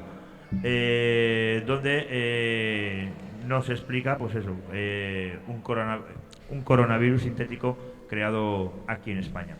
Tenemos la patente, tenemos la imagen ya ahí en pantalla de lo que es la patente. Y bueno, pues, lo que sí me parece bien, con lo que una persona que lleva trabajando desde el 2003-2004 con patentes, que se centre en la vacuna española, pues bueno, y creo que mejor persona que él para esto, pues nos puede venir en ello. Pero es curioso que en este año haya una patente de coronavirus española. Alejandro, creo que no sé si la conocías, tienes ahí o no la conocías, sí, la patente esta. Estoy echando un vistazo. A ver, principalmente patentes de virus hay un montón, tienen un montón de usos. Pero ¿qué se intenta conseguir con patentar un virus? Se intenta conseguir bastantes cosas. De hecho, creo que hay 2 oficinas de patentes. Bueno, habrá más, cada cual en su nación. La europea, por ejemplo, las 2 principales que podemos hablar, la europea y la americana. Cada una tiene una legislación un poco diferente, pero al final, no recuerdo si es la americana o la europea, te permite patentar virus que tú hayas encontrado en la naturaleza, por ejemplo. Sí. No sé si creo que es la americana. La europea, creo que ¿La es. europea? Sí, porque la americana... Necesitas algo. Y además creo que ha anulado todas las patentes de virus naturales. Es más... Y una cosa curiosa es que si hay un problema a nivel nacional en Estados Unidos y tú tienes esa patente, te puede obligar a que esa patente la cedas gratuitamente para la investigación o directamente te la retira. Bueno, esos son mecanismos que pone el Estado estadounidense el Estado americano. Sí, bueno. Para evitar que si se llega a una situación crítica, pues haya problemas de patentes que tengas que pagar y demás. Es decir, que se fomente la investigación y sacar recursos para, por ejemplo, luchar contra una pandemia, ¿no? Bueno, ¿qué se intenta conseguir con las patentes de virus? Muchas cosas. Tú, pues, para empezar, es una protección a la, digamos, propiedad intelectual, ¿no? De que tú has descubierto ese virus, te ha llevado tu trabajo y demás, o que tú has modificado ese virus de cierta manera y que a ti te pertenece ese trabajo. ¿Para qué se utiliza? Pues, por ejemplo, en mi ámbito, dentro de la biomedicina, por ejemplo, se utilizaría en muchas terapias génicas, por ejemplo, devolviendo la visión a mucha gente ciega, por ejemplo. Se utiliza un adenovirus, que lo que hace, aunque aún no sea... Yo creo que ya se han hecho los primeros ensayos clínicos. Por ejemplo, puede devolver la visión incluyendo un gen que tiene ese adenovirus dentro de las personas. También se utiliza creo que sobre plantas para evitar plagas, para evitar muchas cosas. O sea, tienen muchos usos los virus y cada vez más. Al final, la ciencia lo que nos brinda son herramientas y el uso que nosotros le demos determinará si esas herramientas son buenas o son malas. Luego tengo también en mi poder la patente que antes he enseñado, EP3172319B1, en la que pone coronavirus. No quiere decir que esta sea la patente del SARS-CoV-2, que no lo es, pero sí que es curioso que, pues eso, que se esté patentando. Y esta además está respaldada por lo que me decías antes, una patente internacional, mundial, porque está, como decías tú, la americana, la europea y luego las patentes internacionales. Y en ella, pues, que aquí también la tenemos, la patente internacional.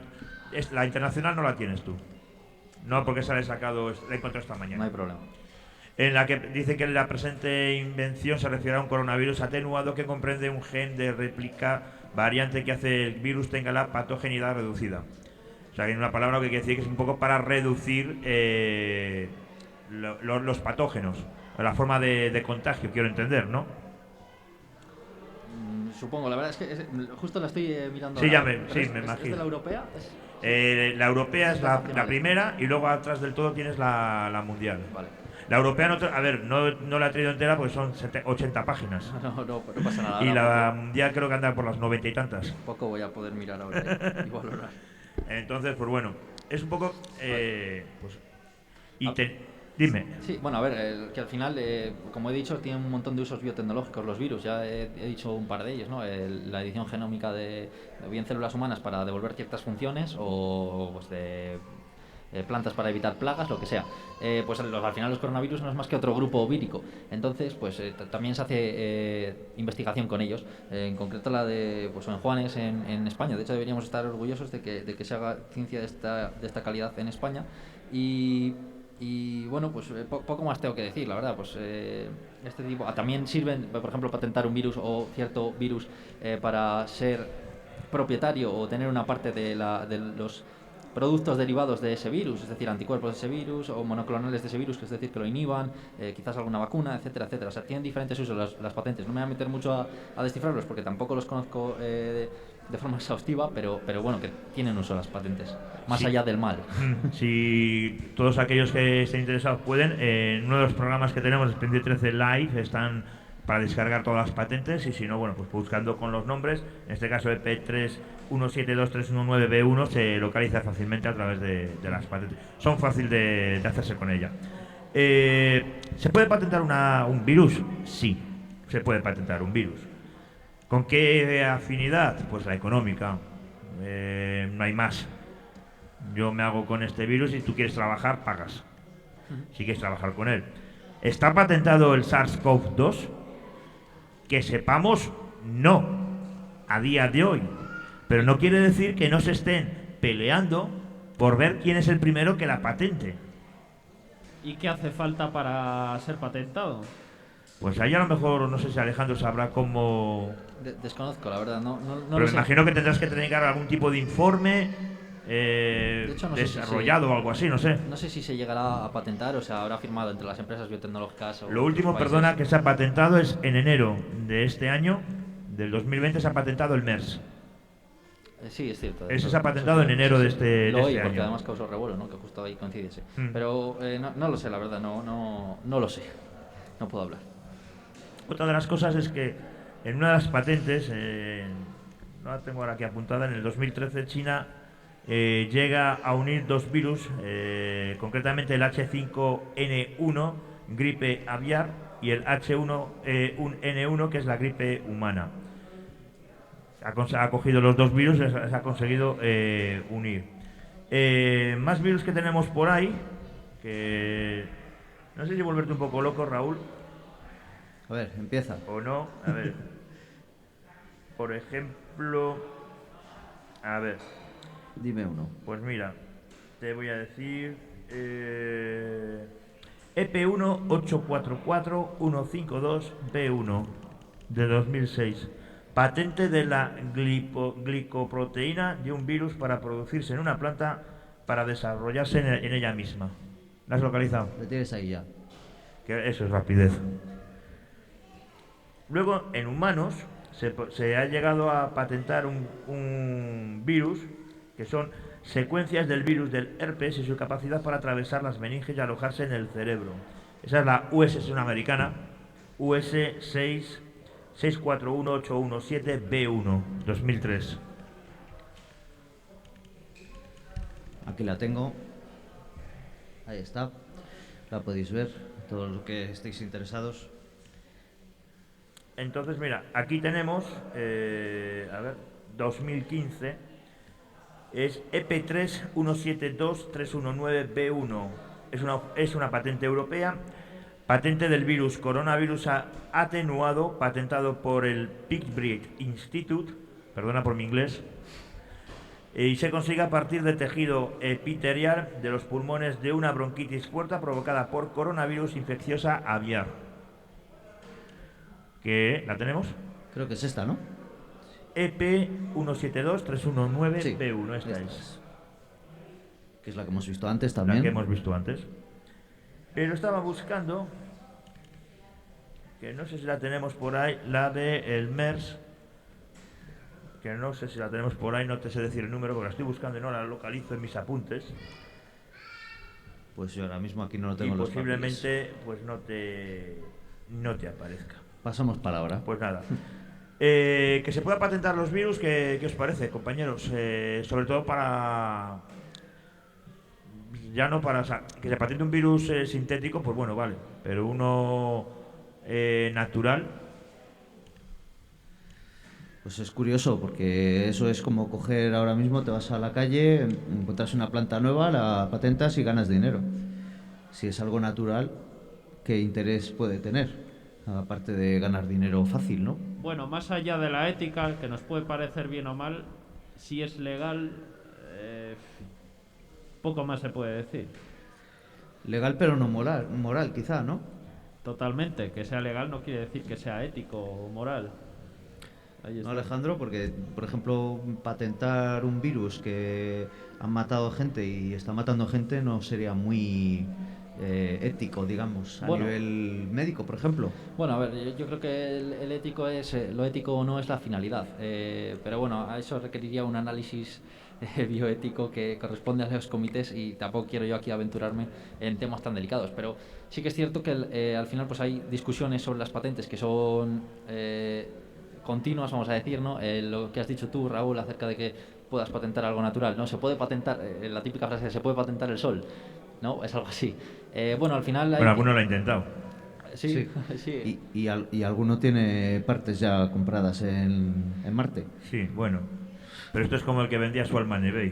También. Bueno, al final a lo que voy es que depende desde de las fundaciones o fundaciones no, desde las agencias de las patentes, ¿no? Porque hay algunas que te lo permiten y otras que no.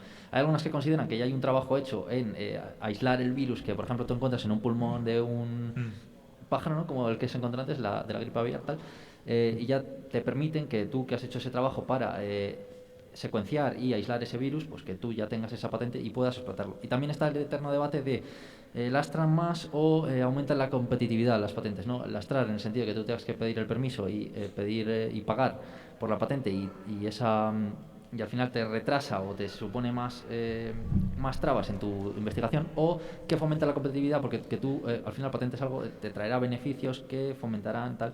Bueno, eso es un debate bastante interesante, pero es muy extenso, la verdad. A ver, yo creo que se patente el trabajo, bueno, vale, puedo entender, pero un virus natural, patentarle, eliminas que otra empresa pueda investigar sobre él, que pueda ayudar a mejorar, pues como tenemos ahora el tema del coronavirus, del COVID. ¿Está patentado el SARS-CoV-2? Parece ser que no. Y creo que es por eso, por lo que todas las, todos los laboratorios están trabajando en él. Porque al no estar patentado puede trabajar todos en ellos. Y para ello creo que es mucho más interesante que pueda haber muchos más trabajando sobre un mismo virus que no solo uno específicamente. Sí, porque si alguien tuviera esa patente, por eso tendría digo que pedir permiso claro, para trabajar lo con suyo él. es mejor patentar o registrar, como quieras llamar, tu propio trabajo que no el virus en sí. Sí, bueno, al final eso es un debate. Yo la verdad que no he leído mucho al respecto de este debate y qué argumentos hay en un lado y en otro. Efectivamente, el argumento que estáis dando es bastante válido y tenéis razón. De hecho, lo que has comentado antes es que la agencia americana, en casos de esta emergencia, de te quita alarma los nacional. derechos. Te quita los derechos y digamos que el Estado regula que sí, que no existan, vaya, que no esa patente no te pertenezca. No sé, tendría que leer más al respecto y preguntar a la gente que de verdad está investigando con ello y que convive día a día pidiendo permisos de patentes y tal. A esa gente yo creo que es a la que habría que dirigirle la pregunta. Bueno, ya entrando un poco en la recta final, ¿qué os parece? ¿Qué os parece? Nos vamos a hablar. Quiero opinión. A ver. ¿Qué opinión os trae el señor Tedros? El presidente Tedros Adhanom, o lo más parecido así. Perdonadme por mi... Es que no... mal el inglés, mal el chino y ya no quiero decir más el etíope, peor. El señor Tedros, ¿qué opinión os parece sobre cómo está llevando todo? O mejor dicho, ¿qué os parece él? Es el presidente de la OMS. El mismo. Bueno, no estoy muy informado Sin palabras sobre... te has quedado. No estoy muy informado sobre él, pero pero se habla que tiene cierta afinidad con el gobierno chino. Sí. Tiene bastante. Gracias a China es el presidente de la OMS. Casualidades o no casualidades, pero ahí lo tenemos. Y que probablemente pudo influir un poco en... Y recordad al principio del programa que os he comentado que en el CDC de Wuhan uno de los laboratorios está propuesto por ellos para tratar concretamente el coronavirus. Sí, Vamos a dejarlo ahí también. Pero bueno, opinión, ¿qué os parece el señor Tedros? ¿Os cae bien? ¿Os parece una persona tal? Es que una Alejandro cosa... se está riendo. Sí, yo es que no, yo no puedo dar la opinión sobre el señor Sí, pero Tedros. bueno, tú, según le estás viendo cuando está en la rueda de prensa, a ti, Es que- ¿qué opinión te da? Es como si yo te preguntaría a ti, ¿qué opinión te parece a ti Fernando Simón? Claro, sí, pero Pues a mí de momento, al principio me hacía mucha gracia el hombre, pero creo que se le ha ido mucho de las manos. Claro, bueno, yo no puedo opinar sobre Tedros, de verdad es que no puedo opinar porque no tengo ni idea de él. Sobre Fernando Simón tampoco tengo gran idea, pero bueno, al final le he seguido más. Pero es que a Tedros me he visto los cortes de ciertas entrevistas diciendo ciertas cosas, pero es que no sé nada de él, entonces no quiero hablar ni de él. No estoy preguntando que si del pasado, del futuro, no, te digo como persona hoy mismo. Es que, insisto que no sé nada de él. No. Yo, claro, le veo en la rueda de prensa con el fondito de la OMS y hablando muy seriamente y con ciertas evidencias científicas que de hecho vienen de parte de los trabajadores que tiene la propia OMS, que hay grandes trabajadores, más allá de la burocratización que hay en la parte visible de la OMS. Pues claro, pues ahí le ves joder, si me pongo ahí también parece que tengo idea de lo que hablo, ¿no? También, pero habría que valorar, y es que de verdad que no he seguido ni la secuencia de cosas que ha ido diciendo la OMS ni al propio Tedros, entonces pues no quiero dar mi opinión. Bueno, pues Claro, ¿Tedros es científico o es ejecutivo? Ha sido ministro de Sanidad y en principio es científico, científico. Es médico, me parece. Tendría ahora en cuanto os lo comento, cuando he hecho un vistazo aquí al apunte que tengo, pero creo que es médico. Fue ministro de Sanidad en Etiopía, concretamente en el 2006, 2009 y 2011, y ha sido denunciado en varias ocasiones por ocultar 3 epidemias de cólera. Su respuesta, porque dijo que cuando le preguntaron que cuál era la causa, el principal causante de que ese país se contagiara de cólera, fue tan sencilla como que el problema era que la gente bebía agua sucia. Esa fue la respuesta que dio. Yo creo que hay que distinguir, en estas organizaciones tan grandes hay que distinguir la gente que está en la ejecutiva de los trabajadores. Tenemos diversos ejemplos. Por ejemplo, en la ONU. La ONU es una organización que, bueno, sí, persigue unos fines honorables, y estoy seguro de que tiene unos trabajadores muy profesionales, pero sus directivas han tenido diversos escándalos de desfalcos de dinero, tráfico de influencias. ¿Por qué en la OMS no puede suceder lo mismo? Estamos seguros de que hay una cantidad ingente de científicos de un alto nivel, pero claro, otra cosa es los que están en el nivel superior, entre comillas, por decirlo Bien. de alguna forma. ¿Y sabes quién es el embajador de buena voluntad de la Organización Mundial de la Salud? No. El señor Robert Mugabe, que fue dictador en Zimbabue. Sí. Ese es digamos, el embajador de buena voluntad que llaman, o el brazo derecho o la mano derecha del señor Tedros. Las cosas extrañas que tiene la OMS también detrás de él. Por algo el propio Trump dijo, a pesar de su locura, que no se fiaba mucho de la propia organización. Es que es el presidente de la OMS gracias a China, con los votos de China. Y de por sí tiene una estrecha relación con China también. Pues quizás en esta situación... Y por ejemplo dice que el modelo sanitario que tiene Cuba es el idóneo. Bueno, tiene una de las mejores sanidades del mundo, o los mejores médicos del mundo, creo que si no me equivoco, Alejandro, al menos tienen mucho prestigio. Es cierto que los médicos cubanos tienen mucho prestigio y no sé cuál es el modelo cubano, quizás tengan un modelo excepcional en cuanto a organización, pero he de decir que los medios con los que cuenta su sistema sanitario dudo que sean los idóneos, la verdad.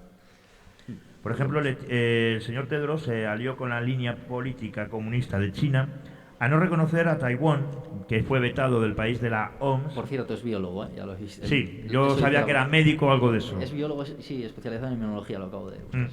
Y Taiwán está vetada por la OMS y que es un claro ejemplo a seguir de la erradicación de la pandemia del COVID, con 6 fallecidos y 428 casos de contagio.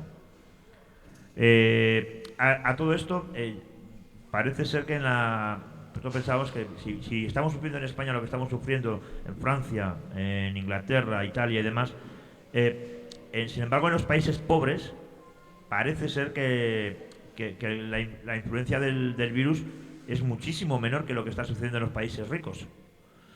No sé a qué puede ser eso debido. La gente de los países pobres viaja menos. Quizás, no, o quizás entre ellos que se lo tomen más en serio las medidas. Y que están acostumbrados a pandemias, también probablemente, porque en la zona de África, por ejemplo, cada poco tiempo sale una pandemia de cualquier tipo de estos virus que solo están allí prácticamente. Entonces yo creo que esa facilidad que tienen de aislarse, de no tener contacto con otras personas, les puede ayudar, creo yo. Exactamente, el estar aislados. ¿Quién va a hacer turismo a Nigeria? Pero ¿quién va a hacer turismo a cualquier ciudad europea? Cualquiera. Entonces ahí yo creo que esa puede ser una de las claves. Al final los virus se transmiten entre personas, el contacto con la gente. Esa gente puede tener un virus entre ellos, pero si no se genera en su país va a ser más difícil que les llegue. Una explicación, perdón Alejandro, No, que lo he escuchado hace poquito en la televisión también. El ébola es fácil de controlar, entre comillas, porque cuando uno puede ser contagioso es cuando ya está en la cama.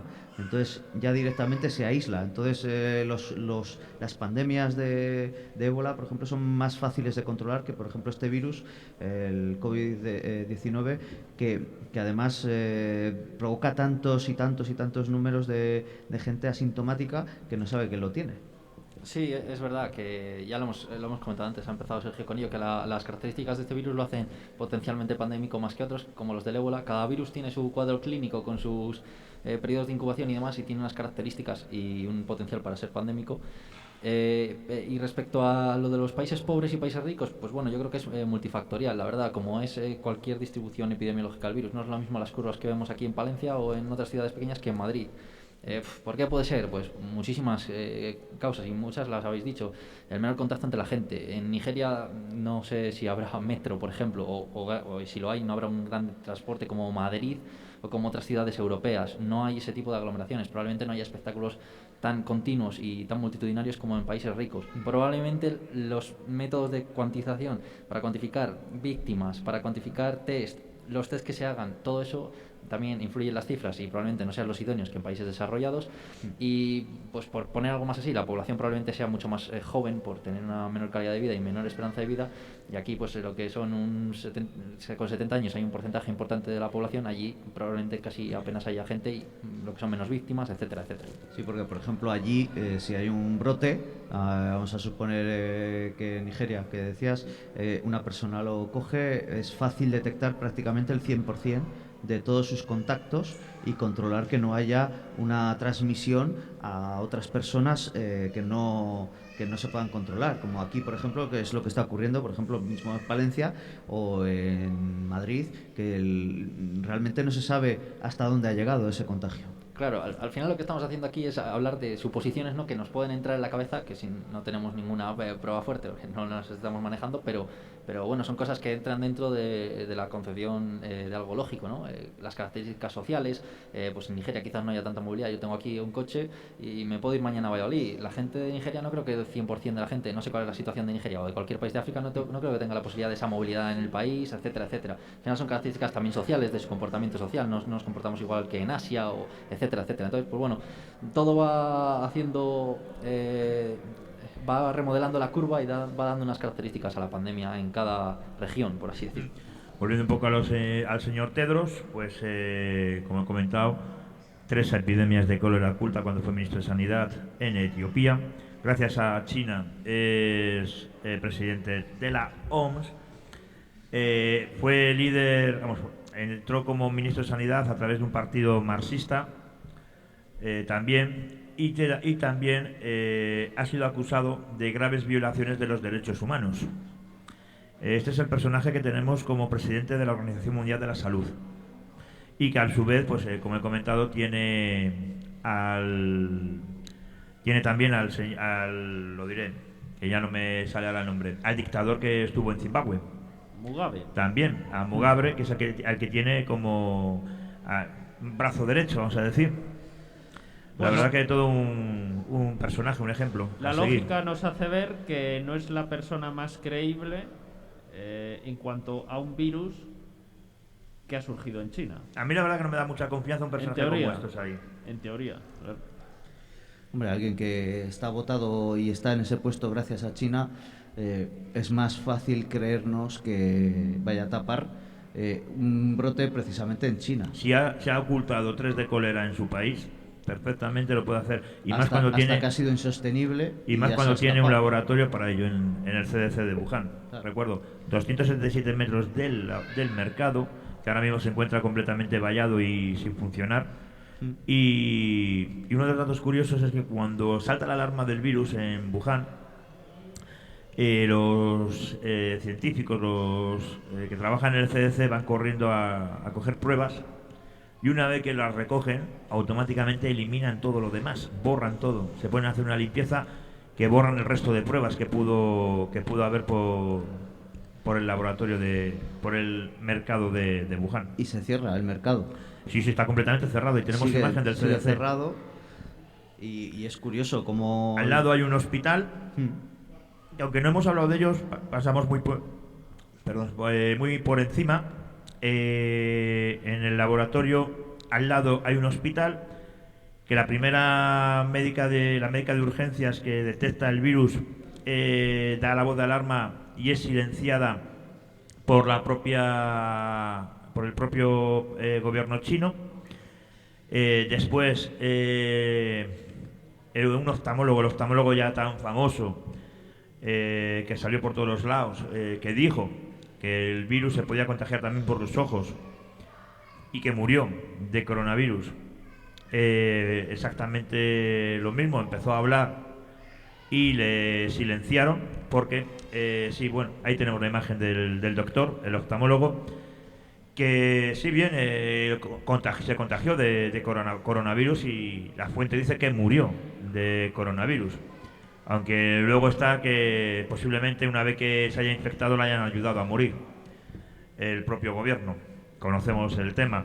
La viróloga Li Mengyan, que hemos hablado antes, lo digo de memoria, sobre el informe virólogo de que este virus es creado en un laboratorio.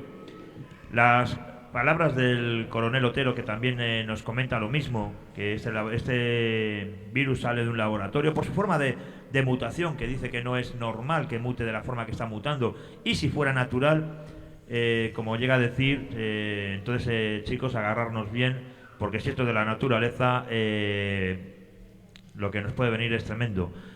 Y también tenemos de otra viróloga que tenemos en fotografía, que no recuerdo el nombre, Aifen, que también lo mismo desapareció. Y que es la que alertó del coronavirus en el 2019. Luego tienes también a los periodistas y youtubers que se fueron a Wuhan en primera línea a informar, que son también, digamos, no aniquilados, porque luego al fin y al cabo han ido apareciendo meses después, pero que han sido callados por el gobierno chino, y que, pues bueno, por el hecho mero de informar y de contar lo que veían, han sido silenciados. Que por cierto, ahí tenemos la imagen de uno de ellos, Ken Kuishi, que además creo que es ha aparecido hace poco de nuevo, ha vuelto otra vez y está en casa de sus padres, pero vigilado por el gobierno chino, pues para que no hable más de lo debido. Sí, porque además se metió en los hospitales. Sí. Cuando se estaban diciendo que no había peligro, que incluso él habla en este vídeo de una visita que habían hecho gente del gobierno a un hospital y estaba todo limpio.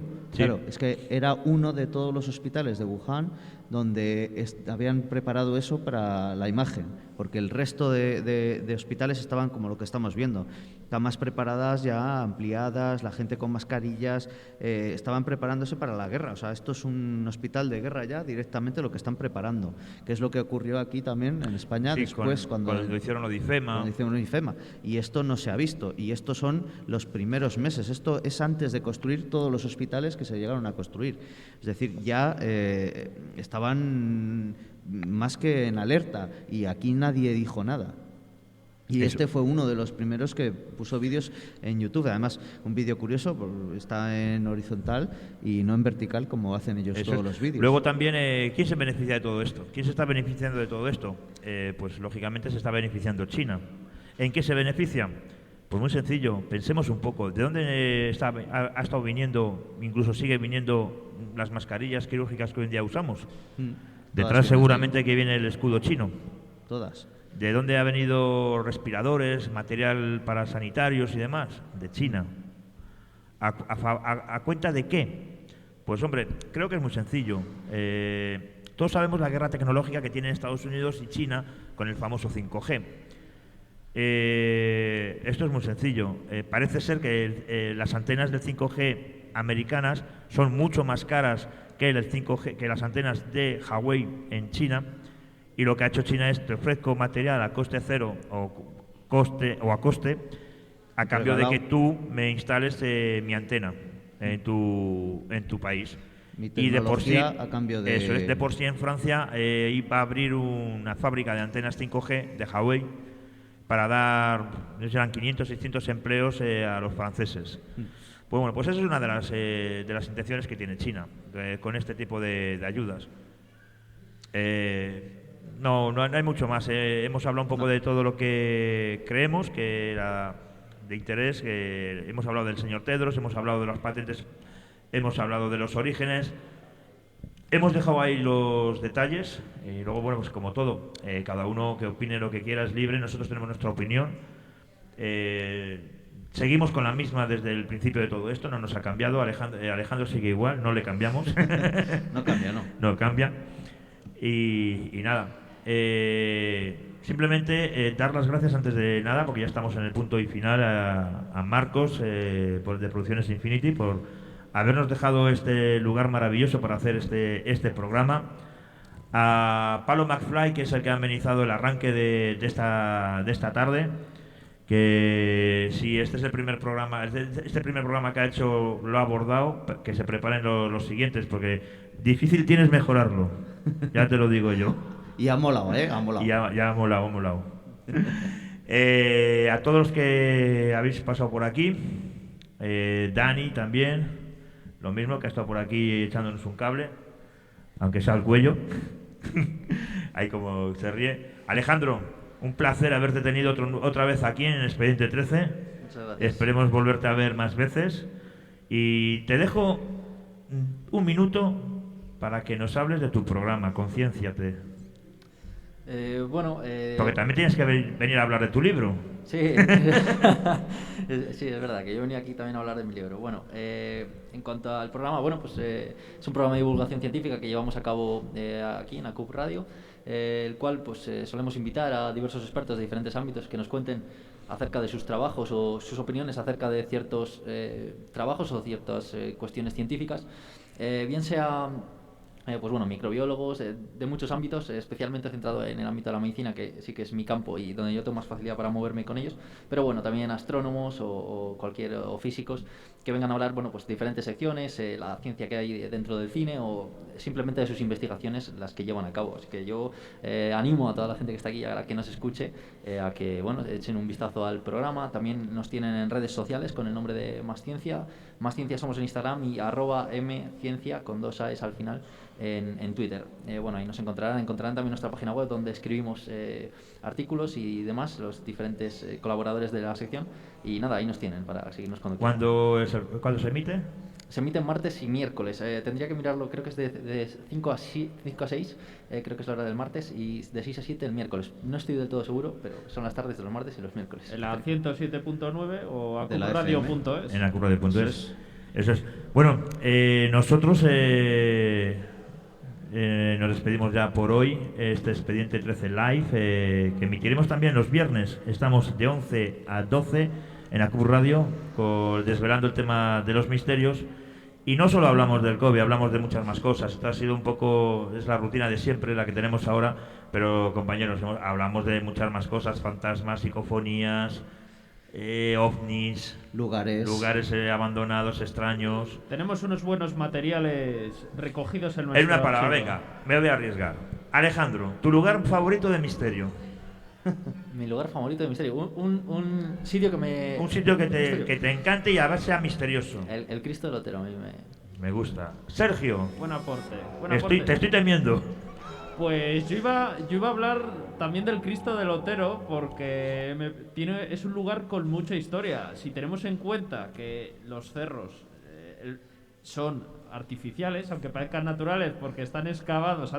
Hace 3000 años eso todo era un páramo y está excavado, están orientados a las estrellas y todo esto, a mí me parece un lugar muy interesante, pero ya que ya lo ha mencionado Alejandro, pues cualquiera de los túneles que cruzan por debajo de Palencia y que conectan todas las iglesias antiguas con la catedral. Antes de nada, antes de decirte a ti tu lugar favorito, a modo de apunte. Ya estamos. Nada, un apunte muy pequeñito. Por si no lo saben, que ya lo haremos si queréis algún día. El Cerro del Otero y el Cerro de San Juanillo miden exactamente lo mismo. Son dos cerros gemelos. Y el Cerro de San Juanillo tiene arriba una ermita abandonada de la Edad Media, si no me falla la memoria.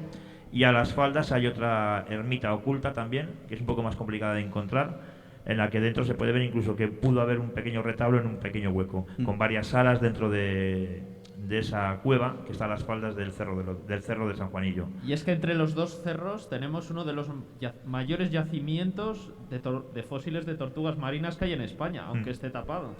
Así que, bueno, a ver si conseguimos con ello que se pueda un poco mejorar. ¿Tu lugar favorito? Mi lugar favorito, mira, te lo voy a decir, además he estado hace poco allí otra vez. ¿No va a ser? No. No va a ser. Vale. Ese le vas a decir tú. Tiene que ser. No, sí, yo lo tenía en mente ya. Tendría que ser mi lugar favorito, no el de. Lo que pasa es que no lo voy a decir con el nombre que le conocemos. Vale. Por ejemplo, Antigüedad. Bien, en la ermita, ¿Dónde se perdió Sergio? En la ermita de Garón, ahí, donde se perdimos a Sergio, donde escuchamos Es cierto, música. estuvimos en la Antigüedad grabando el programa. Estábamos Raúl y yo subiéndonos por la colina para buscar unas cuevas que supuestamente hay por allí. Y eso que nos giramos, Sergio había desaparecido. No existía, no había nadie. Le voceamos, llamamos, Sergio, y nos responde.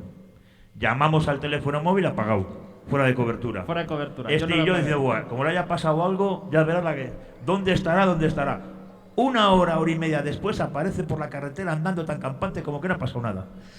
Y nosotros todavía buscándole a ver dónde se había metido. Preocupados pensando que se había caído por alguna zanja, alguna Vete a saber. cosa, le había pasado algo. Si es lo que más recordamos de ese día. Sí. Fue casi como un viaje en el tiempo, que se nos pasó volando. Sí, eso sí. Estuvo bien, sobre todo ese árbol, el abrazo, que ya marcamos así. El abrazo. Y una cosa que sí que es muy curiosa y que, bueno, vimos a la gente cómo abrazaba a los árboles de allí. Sí.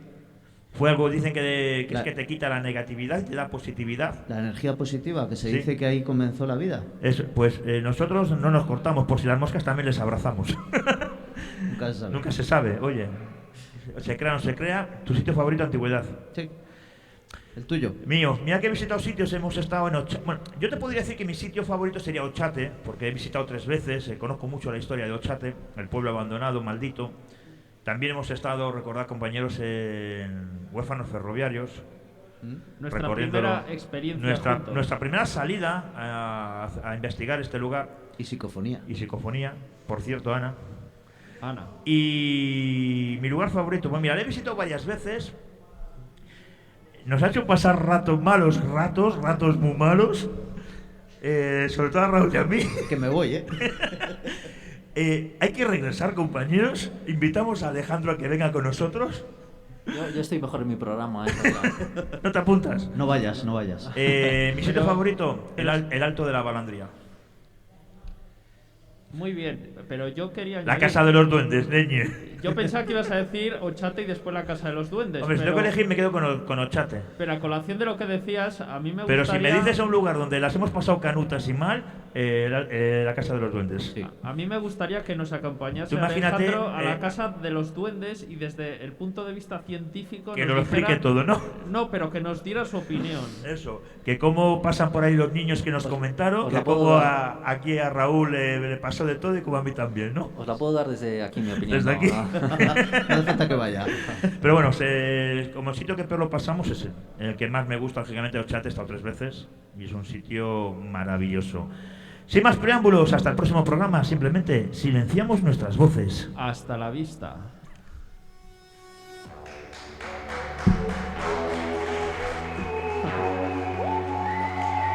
Thank you.